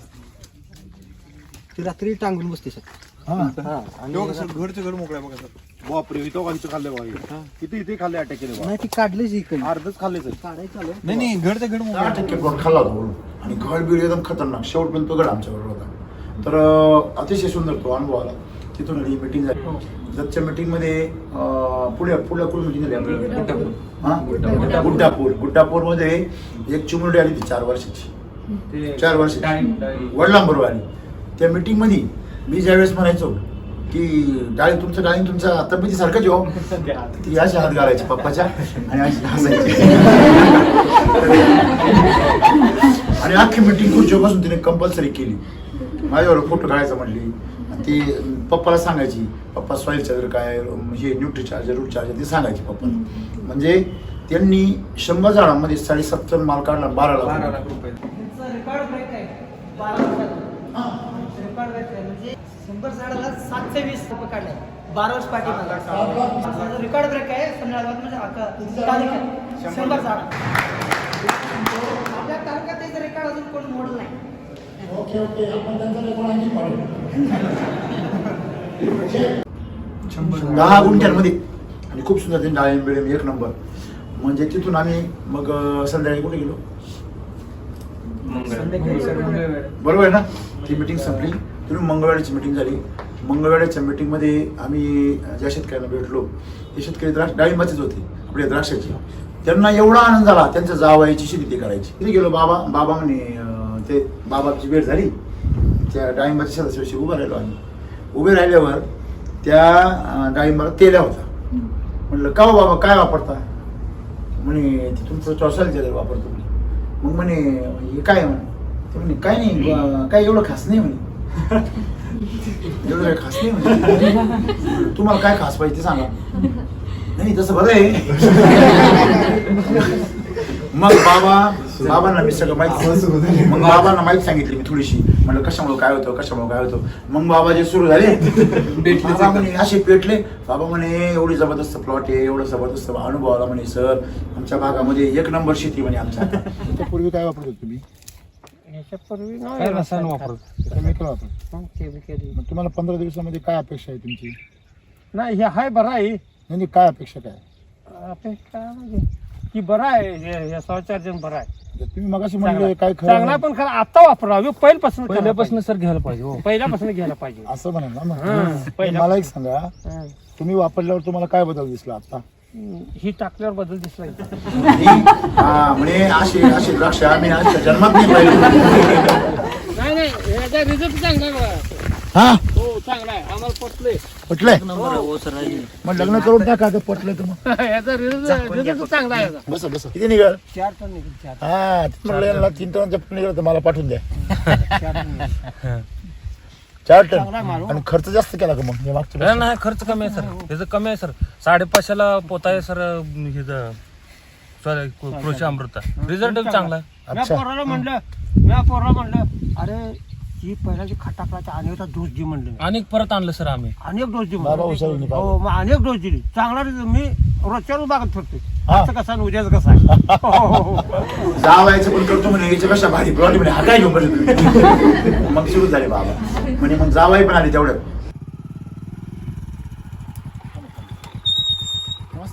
मग जावाई म्हणे मी आमचे जे साहेब आहे म्हणे चेअरमन आमच्या सोसायटीचे, त्यांचा 5 एकर बाग आहे म्हणे, ते बी वापरतो म्हणे आमचं.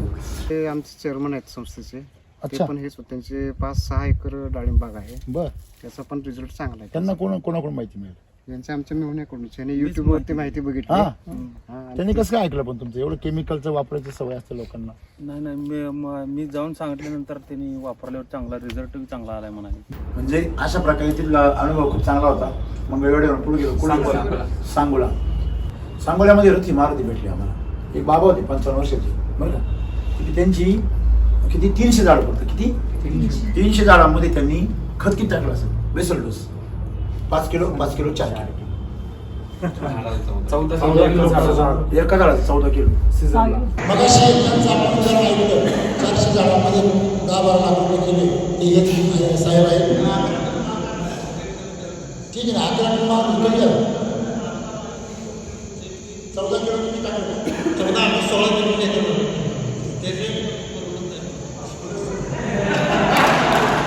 पण 14 किलो टाकून पाऊंड जेवणात लाख रुपये खर्च आहे ना. मला काय विचारायचं, जर उत्पन्न मिळत असेल तर खर्च करा, काय प्रॉब्लेम? त्यांनी मला विचारलं आता डोस किती किलो नको. मी आपल्याला 1.5 किलोला सांगितलं, त्या पद्धतीने तुम्ही बघा. ते म्हटले मी गेल्या महिन्यात 14 किलो वापरला, यावेळेस 16 किलो वापरला. तुम्ही कमी का सांगताय ना? त्यांना वाटलं तुम्हाला कपडा लावा द्यायचा. लोक अख्खे मिळून 5 किलो टाकतील. त्यांनी एका झाडाला 14 किलो माल टाकला. 14 किलो टाकल्यावरती त्यांनी माल किती निघाला? 11 टन. 300 झाडांमध्ये. आणि पैसे किती झाले? 15-16 लाख रुपये. 16.5 लाख रुपये झाले. 16.5 लाख रुपये झाले. किती? 300 झाडांमध्ये म्हणजे पाऊण एकर मध्ये. बरोबर आहे.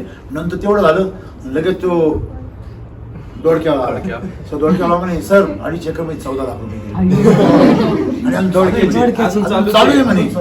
संपतीच नाही म्हणे. संपतीच नाही म्हणे. काय खाऊ लोकांना बिघड घालतात काय?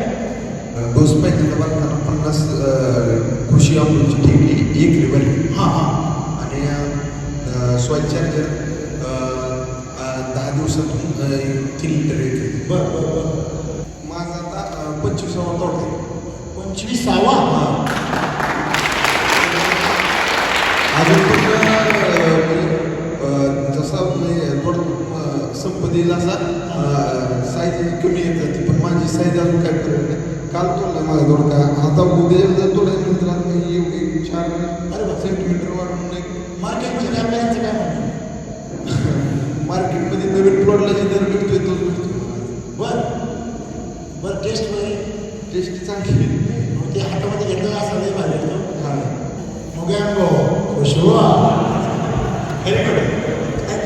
वैदिकच्या अनुभव तिथून खरी सुरू झाली. तिथून पुढे वैदिकचा धमाका सुरू झाला. मग रूट न्यूट्रीचा मग तिथून धमाका सुरू झाला तिथून पुढे. मग तिथून पुढे अनेक शेतकरी पुढे यायला लागले. मग तिथले जे अनुभव होते खूप जबरदस्त होते. तिथून पुढचं मिटिंग पंढरपूरला झाली. आधी दर्शनाला गेलो सकाळी. दर्शनाला गेल्यावरती पंढरपूरमध्ये आमच्याकडे एक हे होता, म्हणजे शेतकरी होता आपला. तो शेतकऱ्यांनी आमच्या विषयी म्हणजे दर्शन आयोजित केलं होतं. कोणी? शेतकऱ्यांनी. शेतकऱ्यांनी दर्शन असं आयोजित केलं. त्यांनी सकाळी तुळशीची माळ, जी मोठी माळ नाही एवढी जाड, गाडी लावली होती, एवढी जाड माळ त्यांनी सकाळी घेतली आणि तिला घातली आम्हाला तिथं मंदिरासमोर. आणि त्याला लय आनंद झाला. त्याचा आनंद चेहरा आनंद दिसत होता. तिथून आम्ही त्यांनी दर्शन करून आणलं. दर्शन करून आल्यावरती खाली ते आम्ही दर्शनाला गेलो तिथे चंद्रभागेच्या. तिथे गेल्यावरती दर्शन झालं. सगळे आम्ही निघालो. रस्त्याने ते नाही का फोटोग्राफर त्या मूर्त्या घेऊन बसेल. आम्हाला काय वाटलं बाबा हाय असेच ठेवले शो म्हणून. आम्ही जाऊन बसलो. बसल्यावर तो मूर्तीवाला जो आहे तो म्हणा हो माझे म्हणे ते याचं नाही म्हणे नगरपालिकेचं फोटो काढायचं म्हणे माझं ते. मला ठीक आहे आता बसलोय आता काय करतो बरं का. मग यांनी काढले फोटो. मग निघाल्यावर आम्ही म्हटलो 100 रुपये देऊन टाकायचं त्याला, बरोबर की नाही. मग त्याला आम्ही 100 रुपये दिले. तर आम्ही निघालो. त्यालाच मागं बोलून घेतलं. हो साहेब मागे या सगळे. म्हणजे का बरं नाही 2 कॉप्या काढून घेऊन जा म्हणजे याच्यापेक्षा कमी पैसे घेतो म्हणे आम्ही. ते मला बरोबर नाही वाटत म्हणजे. मागं बोलवलं, आम्हाला सगळ्यांना बसवलं, पोच घेतल्या, 2 फोटो काढले, लगेच प्रिंट दिले आम्हाला. म्हणजे तुम्ही देत राहा फक्त. तो तुम्हाला ते तो तुमची काळजी घेतो. तुम्हाला स्वतःची काळजी घ्यायची गरजच नाही. आणि आपण स्वतःची काळजी घेऊन काय बावटपणा करत असतो. ती प्रचिती सगळ्यांना आली तिथं आमच्या गँगला. ही नेहमीच असते. तिथून निघालो. व्हिजिटला गेलो आम्ही. व्हिजिटला गेल्यावर एक चमत्कार पाहायला भेटला. चमत्कार असा पाहायला भेटला. म्हणजे वैदिकचा पहिला चमत्कार म्हणजे दुसरा चमत्कार तिथं पाहिला. आधी सांगोल्यामध्ये सुरुवात झाली. दुसरा चमत्कार कुठं पाहायला भेटला आणि तो पण वैदिक चमत्कारने पाहायला भेटलं बरं का. बघा सांगोला म्हणजे सांगली सोलापूर. तिथून पुढं खऱ्या अर्थाने जसं जसं खालचा परिसर सुरू झाला पंढरपूरच्या पांडुरंगाचा, म्हणजे पांडुरंगाने दर्शन सुरू केलं सोलापूरमध्ये, बरोबर आहे ना. सांगोला बी आणि म्हणजे तुम्ही एक ऑब्झर्वेशन करा. पंढरपूरच्या पांडुरंगाने सुरू केलं चमत्कार दाखवायला. तिथे गेलो आणि ह्याच्यामध्ये त्या पपईच्या प्लॉटमध्ये 3 एकर प्लॉट होता. किती? 3 एकर पपईचा प्लॉट. 100 दिवसामध्ये सेटिंग चालू. 100 दिवस सेटिंग चालू. त्याला सेटिंग व्हायला 150 दिवस लागतात कमीत कमी. म्हणजे 130-40 दिवस असे लागतात. तर 100 दिवसामध्ये सेटिंग चालू झालं त्याचं. ते सगळे चकित. आणि सगळा प्लॉट असा एकसारखा प्लॉट. सगळ्यात चमत्कारी गोष्ट काय माहिती का, लोकांचं मादी फुलाला सेटिंग होत नाही लवकर. त्यांचं नर फुलाला पुढं सेटिंग झालं फळाचं. तुमच्या पंढरपुरामध्ये वेद बोलले रेड्यानी तसे चमत्कार, तसे आज वैदिकचे चमत्कार तुमच्या इथं आले जमून. हा हे काय आहे? नर. हे नर आहे. या नराला पुढं काय लागले? पपई आहे पुढं. पुढं पपई लागली. पपई. आणि सगळ्याला फुलं हे बाबा ह्यालाच होणार ही सेटिंगच होतंय सर सगळं. म्हणजे या सगळ्या नरांना पुढे का जाऊन काय राहिलं? म्हणजे याचा अर्थ काय माहिती का, या झाडाला एवढी ताकद झाली त्याला ती जोमत नाही. ती फुल गळून जाय ती सेटिंग व्हायला लागली. नरला पपईच्या नराला पुढे.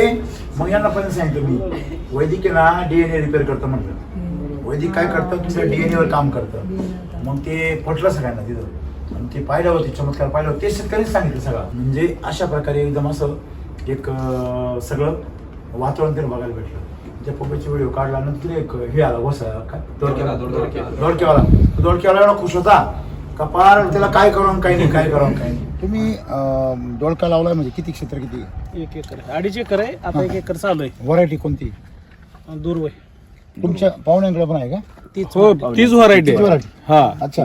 काय फरक पडला तुम्हाला? ती रासायनिक वर आहे आता. त्यांचा आणि ह्यांचा बरोबर चालू झाला. 1 दिवशीच लागवड केलेली. 3 एकरात 400 ते 500 किलो निघतो 1 दिवसाआड.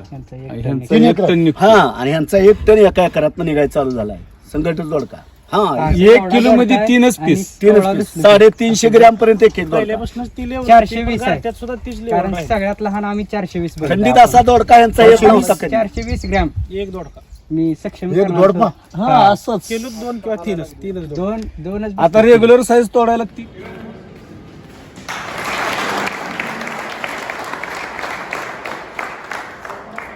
लवचिक किती पा, फ्लेक्सिबिलिटी किती पा. तुम्ही मार्केटमधला थोडं एवढा तो हलवा त्याचा काय होतो? तुकडा होतो. हे जादू आहे मित्रांनो, जादू. आणि त्यांचं सुद्धा तो हॉटेल होतं. त्या पपईवाल्याचं. तिथे गेला तिथं त्यांना आम्ही बळच त्यांनी दूध पाजलं. मग आम्ही मिटिंग आली, मिटिंग केली. मिटिंगमध्ये पण जबरदस्त शेतकरी भेटले, खूप गर्दी बिर्दी. आणि तिथं काय बऱ्याच वर्षांनी परत मिटिंग झाली, 4-5 वर्ष सर्व मिटिंग चालू आहे ना, तिथं जुने शेतकरी बघायला भेटले भरपूर. तिथून आम्ही ज्यावेळेस ते दोडके बिडके दाखवले, शेतकरी सगळे चकित झाले. मग पुढची मिटिंग आपली माळशिरस झाली. हां, माळशिरस आम्हाला मिटिंग जायचं होतं. माळशिरसच्या मिटिंगचा किस्सा झाला की मिटिंग त्यांची 2 वाजता टायमिंग लोक येऊन बसले, खूप एक्साइटेड लोक. पहिल्यांदा मिटिंग झाली ना 6 वर्षात, तर ते खूप एक्साइटेड लोक होते. बरं, तिथे कोणीच नाही. ज्यांनी मिटिंग ठेवली ना ते मागच्या गावामध्ये उद्घाटन करायला बसले होते शॉप. लोक यायला काढतील म्हणून, कारण लोक काय म्हणजे आमचं दुसरं कोणीच नाही. पुढे मिटिंगला 4 वाजता पोहोचले, रस्ता खराब होता थोडासा, हे पुढे पोहोचले. हे पोहोचले यांना हे होते 15 मिनिटांनी. आम्ही सारखं बोलायचं 15 मिनिटं नाही सर, असं करत करत 6:15 वाजवले आणि तुम्ही थांबले लोक. मग आम्ही गेलो, लोकांना एवढा आनंद झाला, एवढा आनंद झाला. तिथे एवढे लोक भेटले, एवढे अनुभव आले, खूप जबरदस्त. आणि सगळ्यांनी आपापले तिथे हे होते, माझे तहसीलदार आलेले होते. ड्रॅगनचे वगैरे विजिट केले. तिथून ड्रॅगनचे वगैरे विजिट केल्यानंतर पुढे पाठीमागे पुढची मिटिंग कुठे होती आपली, इंदापूर. नंतर टेंबोर्ली मिटिंग झाली. टेंबोर्लीच्या मिटिंगच्या अगोदर आपण विजिटला गेलो होतो त्या शेतकरी द्राक्षाच्या बागाला. द्राक्ष बाग नाही तर म्हशीवाला. ते द्राक्ष बागेला विजिट केली ना, तिथे एक त्यांची म्हैस होती बरं का. त्या म्हशीचा अनुभव खूप असा विलक्षण होता. म्हशीचा अनुभव असा होता की त्या म्हशीला 3 वेळा, म्हणजे ती जर 3 महिने झाले का ती म्हैस उलटायची, असं 5 वेळा झालं. किती वेळा, किती महिने गेले, 15 महिने. 15 महिने ती म्हैस अंगावर आटवून गेली. तुम्ही आता खाटकाला विकून टाकायची. बघा आशीर्वाद कसे भेटतात. ते खाटकाला विकायची म्हटल्यावरती त्यांना मिल्क चार्जर वापरायला भेटलं. मिल्क चार्जर त्यांना वापरायला भेटलं. तुम्हाला आश्चर्य वाटेल, आज ती म्हैस 5 महिन्याची गाभण आहे. आणि अजून सर्वात महत्वाचं 2 लिटर दूध चालू आहे. आटून गेली, आटलेली म्हैस 2 लिटर दूध चालू आहे. 5 वेळा उलटली शेल्प. जर समजा नसती राहिली ती आता नाही, नसती राहिली तर काय बाजारात कोण टाकावं, त्याला काय गिराईक कोण, खाटीशिवाय कोण. किंमत आली असते 10-15 हजाराला गेली असती. बरोबर आहे. आता या जरा 70,000 रुपये कोणी देत नाही. ते शेतकरी एवढे चमत्कार, एवढे म्हणजे मला सांगायचं काय आहे की आपण जे म्हणतो की किती ताकद आहे याच्यामध्ये, वैदिकमध्ये ताकद किती, हे मला तुम्हाला सांगायचं. हे ज्यावेळेस आम्ही अशा प्रकारे तिथं व्हिजिट केली, त्या शेतकऱ्यांची कॉन्फिडन्स लेवल पाहिली, तिथं आणखी आमचं कॉन्फिडन्स लेवल काय झाली, वाढली. त्या टेंबोलीचे जे शिक्षक होते त्या भागात, ते मिटिंग संपली ना आपण निघायचं, त्याने माझ्याजवळ मला म्हणायचं 2 मिनिटं वेळ पाहिजे म्हणजे तुमचं. म्हणजे का बरं, म्हणे आमच्या सगळी फॅमिली बोलवली नाही सर. म्हणलं आता मिटिंग झाल्यावर कशाला, नाही म्हणे आम्हाला काम आहे सर तुमचं, आम्हाला तुमच्या सर्वांचे तुमचे आशीर्वाद पाहिजे म्हणे, तुम्हाला गुरु मानले म्हणे. म्हणलं आता मला माहिती नाही म्हणे सर असंच. मग त्यांनी मला फाईल दाखवली. मग त्या फाईलमध्ये त्यांचे ते पहिल्यांदा फोटो, नंतर ते सगळे लेख, ते ग्रुप होते आपले, मग ते खाली लेखाच्या खाली त्यांच्या प्रतिक्रिया असं त्यांनी तयार केलं होतं. ती फाईल दाखवली. नंतर ज्यावेळेस ते आली त्याची फॅमिली आली, त्यावेळेस ती पाद्य पूजा सुरू केली. सगळं त्यांनी साहित्य आणलेलं, ते हार एवढं सगळ्यांना हार, पोरांना त्यांचा हार स्पेशल. आणि नाव काय, औदुंबर पारेकर, मी शिक्षक आहे सर. अच्छा. हां. आणि मी हे प्रत्येक दिवशीचा जो आपला येतो की नाही सर वेलनेस ग्रुपला, त्याचं प्रिंट काढतो आणि तिथं ही माझी कमेंट. अच्छा. तुम्ही ग्रुपवर नाही का? आता आलोय सर, 10 तारखेला ग्रुपवर आहे का तुम्ही? हो 10 दिवस झाले प्रत्येक दिवशीचं सर असं. अरे वा.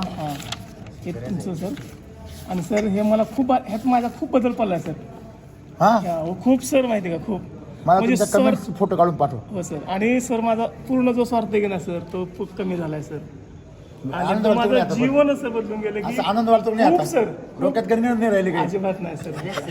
सर माझी विनंती आहे सर, बोला. मला तुमचे पाय द्यायचे सर. अरे नाही ऐकाय सर, मी घरच्यांना आणि माझ्या मुलाला भेटायचं सर. तुम्हाला आपलं ब्रीफ वाक्य सांगतो सर, 2च मिनिटात ठीक आहे सर. माझं जीवन बदल सर, मला म्हणजे आजपर्यंत मी ऐकायचं की गुरु पाहिजे, माणसाला गुरु पाहिजे.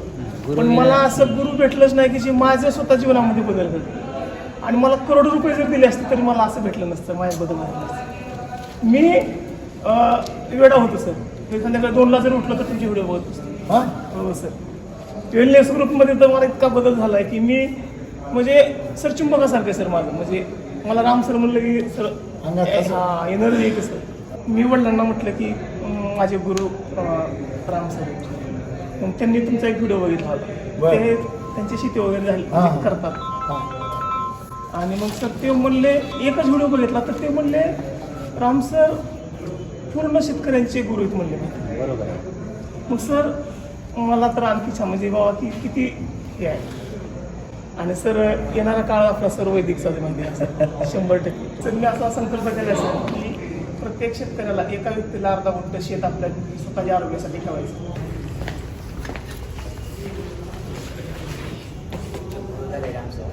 माझे गुरुच आहेत. जबाबदारी वाढवली त्यांनी माझी. ते स्वतः पण शिक्षक आहे ना. हो सर. हा ना.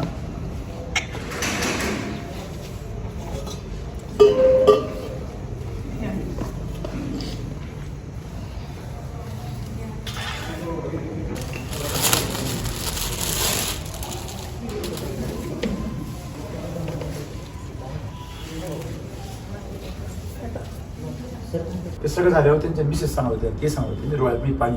सर म्हणे आज माझं जीवन म्हणजे धन्य झालं म्हणे. म्हणजे का बरं? म्हणजे सर मी वेगळाच माणूस होतो म्हणजे पहिला. राग खूप यायचा, प्रचंड टेन्शन यायचं आणि घरामध्ये कायम चिडचिड व्हायची म्हणजे माझी. काय झालं म्हणजे तुमचे लेख वाचायला लागलो, माझ्या मनावर एवढा परिणाम झाला म्हणे का 24 तास माझ्या डोक्यामध्ये फक्त तुमचं ध्यान राहतं म्हणे. आणि त्याच्यामुळे माझा स्वभाव बदलला, पैशाची माझी लालूच निघून गेली. मला पैशाचं काहीच वाटत नाही म्हणे सर. आता तुम्ही म्हणता ना तसं मी त्याच्या मोहातून बाहेर निघालो. Wellness group. हा काय पूर्वीचं काय होतं, काय बदल वाटतं? अभ्यास जास्त करायला लागले आणखीन बरं. एसटीचा सगळ्याच गोष्टीचा वाढण्यामध्ये म्हणजे काहीच राहिलं नाही ते हे झाले. खूप रागीट होते. हो रागीट होते, काहीच त्यांचा रागच राहिला नाही. कसलाच राग नाही. एवढ्या शांत कोणच नाही आता. पूर्ण आता गळून गेला. आणि सर मला आता म्हणजे पहिलं कसं सर आपण पैशासाठी करतो ना, ते मला असं वाटतं त्यांना काय पैशाचं वाटत. माझ्याकडे काय रुपये नसले तरी मला काय वाटत नाही सर. मला सर हे एससीटीने तुमच्यामुळे मिळाले सर. कुठलं जरी पीक केलं ना, गावातल्या आजूबाजूचे 4-5 गावं झाली, 4 वांग्यात म्हणजे आणि 5-6 शेजारी 5 गावं. पहिलं पीक लावले की पहिले म्हणते राहायला सरांची बाग बघून येऊ कशी येते. म्हणजे सर हो म्हणजे सगळ्यात शेती पण आजूबाजूला सगळ्यात टॉप. सर मी अगोदर एससीटी वैदिकचे सर मी 4 वेळा व्हिडिओ बघितले सर. आपले 2-2 तासाचे आहेत ना सगळे तुमचे सर 15 व्हिडिओ सर शेतकऱ्या आपले पिढे गेलेले. माझा एकही व्हिडिओ सुटलेला नाही सर. काय सांगता? वैदिक मी 4 वेळा वाचते सर. मोबाईल खाली नसतो ते चालूच असते. अरे वैदिक हो. तुम्हाला वेळ देते नाही काही नाही, कंटाळा तुम्हाला बोर नाही होत का? नाही आता सवय झाली. उलट आम्हाला आवड झाली की आम्ही पण ऐकावं. सारखं सांगते तू पण ऐकत जा म्हणून. आणि सर मला पहिली गोष्ट म्हणजे शेतीचीच आवड नव्हती. मी MPSC करत होतो पुण्यामध्ये, माझं BA झालं पण आवडच नव्हती बिलकुल. पण ज्या वेळेस करायला लागलो शेतीमध्ये म्हणजे बाबा पण म्हणजे सरांनी एवढं मला शेती समजून सांगितली कशी मजा आहे शेतीमध्ये, तर इतकी आवड झाली आणि मी तयार झालो. मी शेतीच करतो. आणि त्यांनी पाद्यपूजा केली, तिथून आम्ही निघालो. त्यांना म्हणजे जाऊ द्यावं असं वाटत होतं, सारखे आमच्या बघा मागे जिंकायचे. मग तिथून तर माड्यामध्ये ज्यावेळेस आम्ही गेलो तर माड्यामध्ये खूप सुंदर लॉन होता, खाली सगळे हरवळ बिळवळ मस्तपैकी. आणि तिला एक हरिभक्त परायण महाराज पूर्ण महाराष्ट्रामध्ये फिरतात. सावता महाराजांचे वंशज होते. सगळ्यात मेन गोष्ट मी तिथे एक बाबा होते. ते बाबावरती उठले ते मिनी मिटिंग त्यांनी असे बोलायचे बारी बारी. आम्हाला बोलूच देत नव्हते. हे अवतार घेतलेले असे तसे सगळ्यांनी यांचं फॉलो केलं पाहिजे. हे खूप सुंदर. म्हणजे आज असा योग आहे आज आपल्या कार्यक्रमाला. आज नाशिक मधून कन्याकुमारी पासून हिमालयापर्यंत एक सरांचं जे कार्य आहे मोठं, सेंद्रिय ऑर्गॅनिक जैविक यामधून संपूर्ण एक आपल्या या देशामधील विषमुक्त अन्न कसं सर्वांना मिळालं पाहिजे असं आटोकाट प्रयत्न, त्यांचं संशोधन आणि इतर त्यांची जी टीम आहे अहोरात्र आवाज वृद्धापर्यंत प्रत्यक्ष शेतकऱ्यांच्या शेतामध्ये जाऊन प्रत्यक्ष कन्सल्टिंग फॉर फार्मर. त्या मीटिंगमध्ये आम्हाला कांदे भेटले. त्या मीटिंगमध्ये कांदे भेटले. ते कांदे पाहिले आम्ही, हे कांदे बाजूला पडले. त्या कांद्याचा व्हिडिओ घ्यायचा. हा बघा, कांदा मुळा भाजी पाहिलं का? ते स्वतः मला फोटो त्यांनी आम्हाला ठेवले. म्हणजे बघा तुम्ही, हे आम्ही त्यावेळेस विचार नाही केला, पण आता बघा म्हणजे त्यांनी बरोबर कांद्याने सुरुवात केली होती अभंगाची, आणि तिने ते अभंग बी म्हणून दाखवा आम्ही. ते कांदे भेटले. ते कांदे पाहिले मीच चकित झालो. मीच चकित झालो स्वतः. एवढे कांदे पावसाळ्याचे म्हणजे खरं रिअल आजही पाहायला आणि मिळालं. मग मला कळलं की 100% वैदिक वापरलेलं आहे. यांनी जसं तिने वापरलं, मग काय वापरलं? वैदिक. कांद्याची विजिट केली, बरोबर, खूप सुंदर त्यांचेच प्लॉट टिकले. त्यांनी सांगितलेला सगळ्यात मोठा अनुभव, सगळ्यांनी कान ठेवून ऐका. त्यांनी सांगितलं की पाऊस झाला का बाकीच्या लोकांचे कांदे कळून जायचे आणि आमचे कांदे आणखी हिरवे व्हायचे. आम्ही पाऊस झाला का स्टेशन मध्ये यायचो, आता काय आपले कांदे राहत, कांद्यामध्ये पूर्ण पाणी साचलं म्हणे साहेब. एवढा पाऊस कांदे टिकणार नाही असं वाटत होतं. पण आता आम्ही पाहिलं कांदे आणखीन बाहेर. नंतर परत धुई पडली, लोकांचे कांदे उघडून गेले म्हणे आणि आमचे कांदे आणखीन साईज पकडले म्हणे त्यांनी. तुम्हाला माझ्या हे सांगायचं आहे, का झालं असं? निसर्ग ज्यावेळेस तुम्हाला संघर्ष देतो, ज्यावेळेस त्या हे करतो, काय करतो, अडथळे निर्माण करतो, त्यावेळेस तो तुम्हाला मजबूत करत असतो. ज्यावेळेस वारं येतं त्यावेळेस झाडाची मुळं मजबूत होत असतात. कारण त्या वाऱ्यामुळे काय होतं, त्यांना कळतं की आम्ही पडू शकतो. मग त्यांची मुळं काय करतात, खोलवर राहतात. आणि खोलवर ज्यावेळेस राहतात त्यावेळेस त्यांना जास्तीत जास्त न्यूट्रियन्स मिळतात. त्याला जर पाण्याचा ताण बसला तरी मुळी जास्त जाड होते. मुळी पाणी जमिनीमध्ये स्टोरेज करून ठेवते मुळी. म्हणजे ह्या सगळ्या ज्या त्याच्यावर येणार ज्या आपत्ती, ह्या सगळ्या आपत्ती ज्या असतात, ह्या आपत्ती त्या पिकांना काय बनवतात, फ्रुटफुल बनवतात. तर मुद्दा काय याच्यामध्ये, वैदिकमध्ये ही ताकद आहे. नवीन काय शिकायला भेटलं आपल्याला?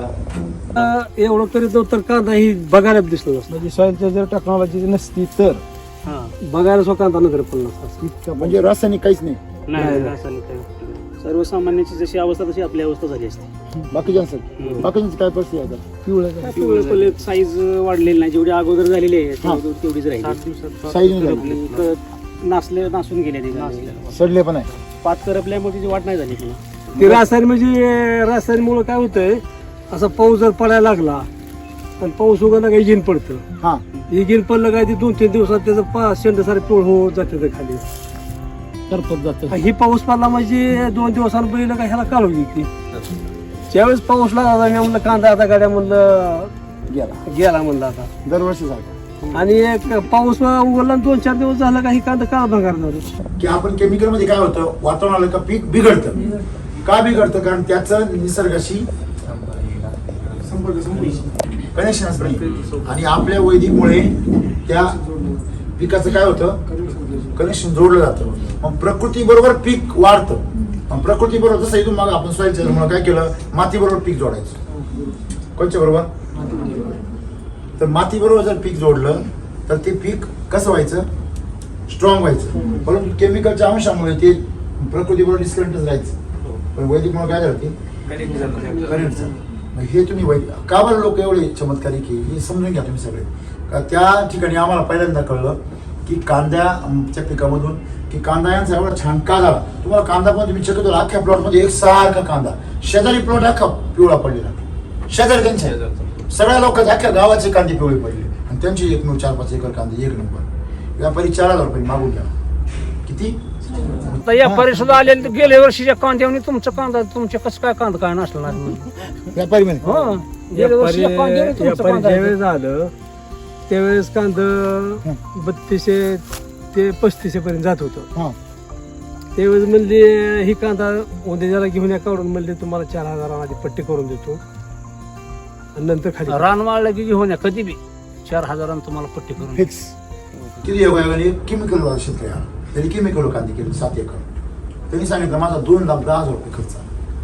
आणि यांचा खर्च म्हणजे त्याचा एकरी खर्च किती झाला, जवळजवळ 30,000 रुपये.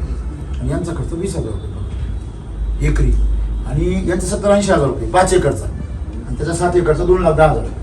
ते म्हणजे विश्वासच ठेवत नाही म्हणजे. का? याच्या 5 निंदा आहे, याचे 2च निंदा यांच्या. याचा केमिकलवरती 80,000 रुपये खर्च आला. फवारणी नुसता 10 फवारणी नाही, यांची केमिकल एकही फवारणी. म्हणजे आणि वरून कांदे 1 नंबर. तुमचे कांदे कसे काय, बाकीचे गावाचे कांदे कसे? नरम आहे ह्याच्यापेक्षा नरम आहे. अच्छा, म्हणजे जमली नाही विकास. नाही आणि खर्च पण खर्च झाला बरोबर. खर्च व्हायला तेवढाच होते फवारणी किती मारली असेल केमिकलची वाचवायला कांदे? लय झाले फवारा. तरी पण बरेच फवारा झाले. 1 3 4 5 किती झाले बस? 10 फवारणी झाली असते. एक फवारणी केवढीची? फवारणी आमची कांदा जास्त असल्यामुळे 7-8 हजाराची होती की. 10 फवारणी केवढी झाली? 70-80 हजाराची झाली. 80 हजाराची मारते कुशामध्ये झालं पण नसतं ना. 160 गोण्या. आणि ह्याला रासायनिक वापरलेलं 70 हजाराचं टाकले. बापरे, ते 70,000 आणि 80 म्हणजे 1 लाख आमच्यात झाले. काय झालं 5 खुरपाणी झाली ना. खुरपाणी पण 5 झाले तुमच्या? खुरपणे पण 2 5 झाली. त्याला बी जवळजवळ 60,000 रुपये हजेरी गेली. म्हणजे 2,10,000 झाले. 7 एकर आहे आपलं. हा, 3 लाख रुपये खर्च झाला आतापर्यंत. 3 लाख तुमचा विरोधाचा किती झाला? मला सगळा खर्च झाला टोटल 60,000 रुपये. किती एकराचा? 5 एकराचा. काय बात करते? माझ्याकडून दिलेलं 5 एकराचा 60,000 रुपये. फक्त 60,000 खर्च. 5 एकर आता रेट जरी मिळत तरी आपल्याला 10 लाख रुपये होते आरामशीर. आणि याच्यापेक्षा काय पाहिजे आपल्याला? आणि सगळ्यात महत्वाची गोष्ट म्हणजे आपण दुसऱ्याला अमृत खाऊ घालणार. खूप प्रभावित झाला. म्हणजे अशा प्रकारे तिथे आम्हाला अतिशय अलौकिक असा अनुभव आला. कुठे? त्या कांद्यावाल्या शेतकऱ्यापाशी. तिला आम्हाला कळलं की वैदिकमुळे मी नेहमी सांगायचो की निसर्गाबरोबर जोडा, निसर्ग तुमची काळजी घेईल. आणि निसर्गाचे जे ऊन वारा पाऊस थंडी हे जे सगळं आहे हे सगळं काय निसर्गाचं वरदान आहे. याच्यामुळेच पीक काय होतं स्ट्रॉंग. संघर्षच नसेल तुम्हाला एखाद्या घरामध्ये बघा पपुलं पोरगा असं त्याला कायम जपून ठेवेल, कायम जपून ठेवेल. ती समाजाचा सामना करू शकतं का? एक तर स्वतः आत्महत्या करतं आणि ती आई घराला आत्महत्या करायला लागते. मग आम्ही सोलापूरची मुक्काम करून पुढची मीटिंग होती. व्हिजिटमध्ये गेलो होतो. तिला लक्षात क्लास 1 ऑफिसर होती. त्यांनी त्यांच्या मुलीला बोलून घेतलं. मग त्या मुलीला ते म्हणे मुलांना आवडच नाही म्हणे शेतीची. हो म्हणे सर आम्ही त्यांना बोलवतो म्हणे ते इंटरेस्ट घेत नाही बोलत. मग त्यांना मी सांगितलं त्या मुलीला बोलून घेतो समोर. तिनेच बोलून घेतलं. त्यांना म्हटलं की विचार करा म्हटलं तुम्ही म्हटलं तुमच्या स्वतःबरोबर तुम्ही राहू शकत नाही. तुम्हीच आनंदी नाही. तुम्हाला काय वाटतं मी याच्यामुळे आनंदी, मी त्याच्यामुळे आनंदी, मी ह्याच्यामुळे आनंदी. हे बंद करा म्हटलं. तुम्ही स्वतःमुळे आनंदी राहू शकता का हे पहा म्हटलं. तुम्ही स्वतः जर आनंदी नसाल तुम्ही दुसऱ्याबरोबर कशी आनंदी राहू शकता? तुम्ही दुसऱ्याला परवानगी देता का तुमच्यामुळे मी आनंदी? तुम्ही पारतंत्र्यामध्ये जाता. याच्यामुळेच म्हटलं संबंध खराब होतात माणसांचे. मी आनंदी म्हणून तुमच्याबरोबर आनंदी राहतो. तुम्हाला नाही आवडत मी नाही राहणार. तसंही मी आनंदीच आहे. तुम्ही असं मी तुमच्याबरोबर मी आनंदी असं जेवण जागा. त्यामुळे फार विशेष वाटलं. तू काय करायला ये इकडे बागेत. बंधू आहे का? नाही मुलगी. अच्छा, शेती आवडते का? हा, आवडत नाही त्याला शेती. हा, करायला आवडत नाही की फिरायला आवडत नाही? आपली जनरेशन एकटं राहायला घाबरते. म्हणजे ती काय तर फेसबुक आहे, व्हॉट्सॲप आहे, यूट्यूब आहे किंवा तुमचं इंस्टाग्राम आहे. ते सतत they want to stay connected to others, पण ते स्वतःशी कनेक्टेड नसतात. हे झाड आहे, हे झाड वरून एकमेकाशी कनेक्टेड आहे, पण त्या खाली जर मातीशी कनेक्टेड नसेल तर ते हेल्दी राहील का? मग आजच्या जनरेशनचा सगळ्यात मोठा प्रॉब्लेम आहे ते स्वतःशी कनेक्टेड नसतात. ते बाहेर खूप कनेक्टेड असतात. त्याच्यामुळे त्यांचं कायम त्यांची हॅपीनेस कायम डिपेंडन्सी राहते दुसऱ्यावर. तुला असं नाही वाटत? तुमची हॅपीनेसची डिपेंडन्सी कोणावर पाहिजे? स्वतःवर. तुम्ही स्वतः हॅपी पाहिजे, मग तुम्ही कोणाशी कनेक्ट व्हा. पण तुम्ही कोणीतरी कनेक्टेड आहे म्हणून तुम्ही हॅपी आहे असं जर असाल तर मग हे disaster. Is it clear? Hello रे. तिथून आम्ही एका शेतकऱ्याकडे गेलो. त्या शिक्षक होतो. कोण होता? शिक्षक. तुम्हाला आश्चर्य वाटेल 5 एकर बाग लावली. किती लावल्यावर कळली 5 एकर येते असं.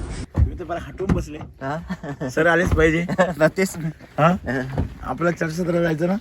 जायचं. मी सकाळ 7ला आलो इथं. सकाळपासून वाट बघताय?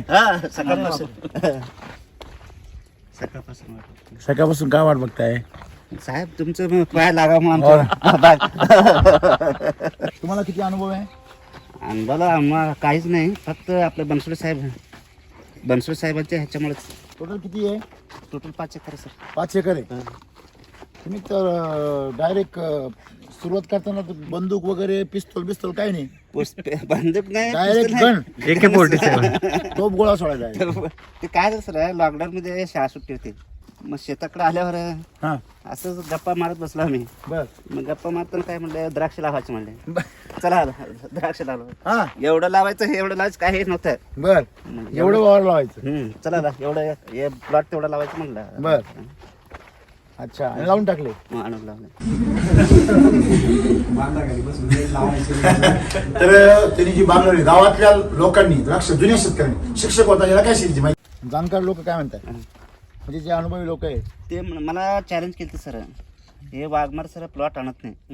खूप जण म्हणले त्यांनी का प्लॉट आणून दाखवू दे म्हटलं होते. मास्तरांनी कुठे हे करावं का. आणि माझ्याबरोबर माझं चुलत भावाचे एक आहे, हा, त्यांनी परवा स्वतः प्रत्यक्ष आले त्यांनी. बर, मग त्यांनी म्हणले माझ्यापेक्षा तुमचा माल 20-25 रुपयांनी तर जास्त विकेट म्हणले ते. स्वतः म्हणले. स्वतः म्हणले. अजून आणि 1 नंबर प्लॉट त्यांचा म्हणत होते सगळे गावामध्ये. आणि ते काय म्हणताय, तेच म्हणले माझ्यापेक्षा तुमचं माल क्वालिटी चांगली आहे म्हणले. तुम्ही भूस आणले ना, ते पण काही उपयोगाचं नाही. ते तेव्हापासून आणले तसं ठेवलं मी, वापरलेच नाही. वापरलं. हे काय सगळं हे का शेणखत आणि इकडे या बरं जवळ. ते काय नंतर ते बघितलं काय उगीच खर्च झाल्यासारखं झालं सर. हा, उगीच खर्च झाल्यासारखं झालंय. काय वाटतं काय वाळलेलं गवत असल्यासारखं वाटतं. भुसाचे ना, भुसा मोडा बरं ते.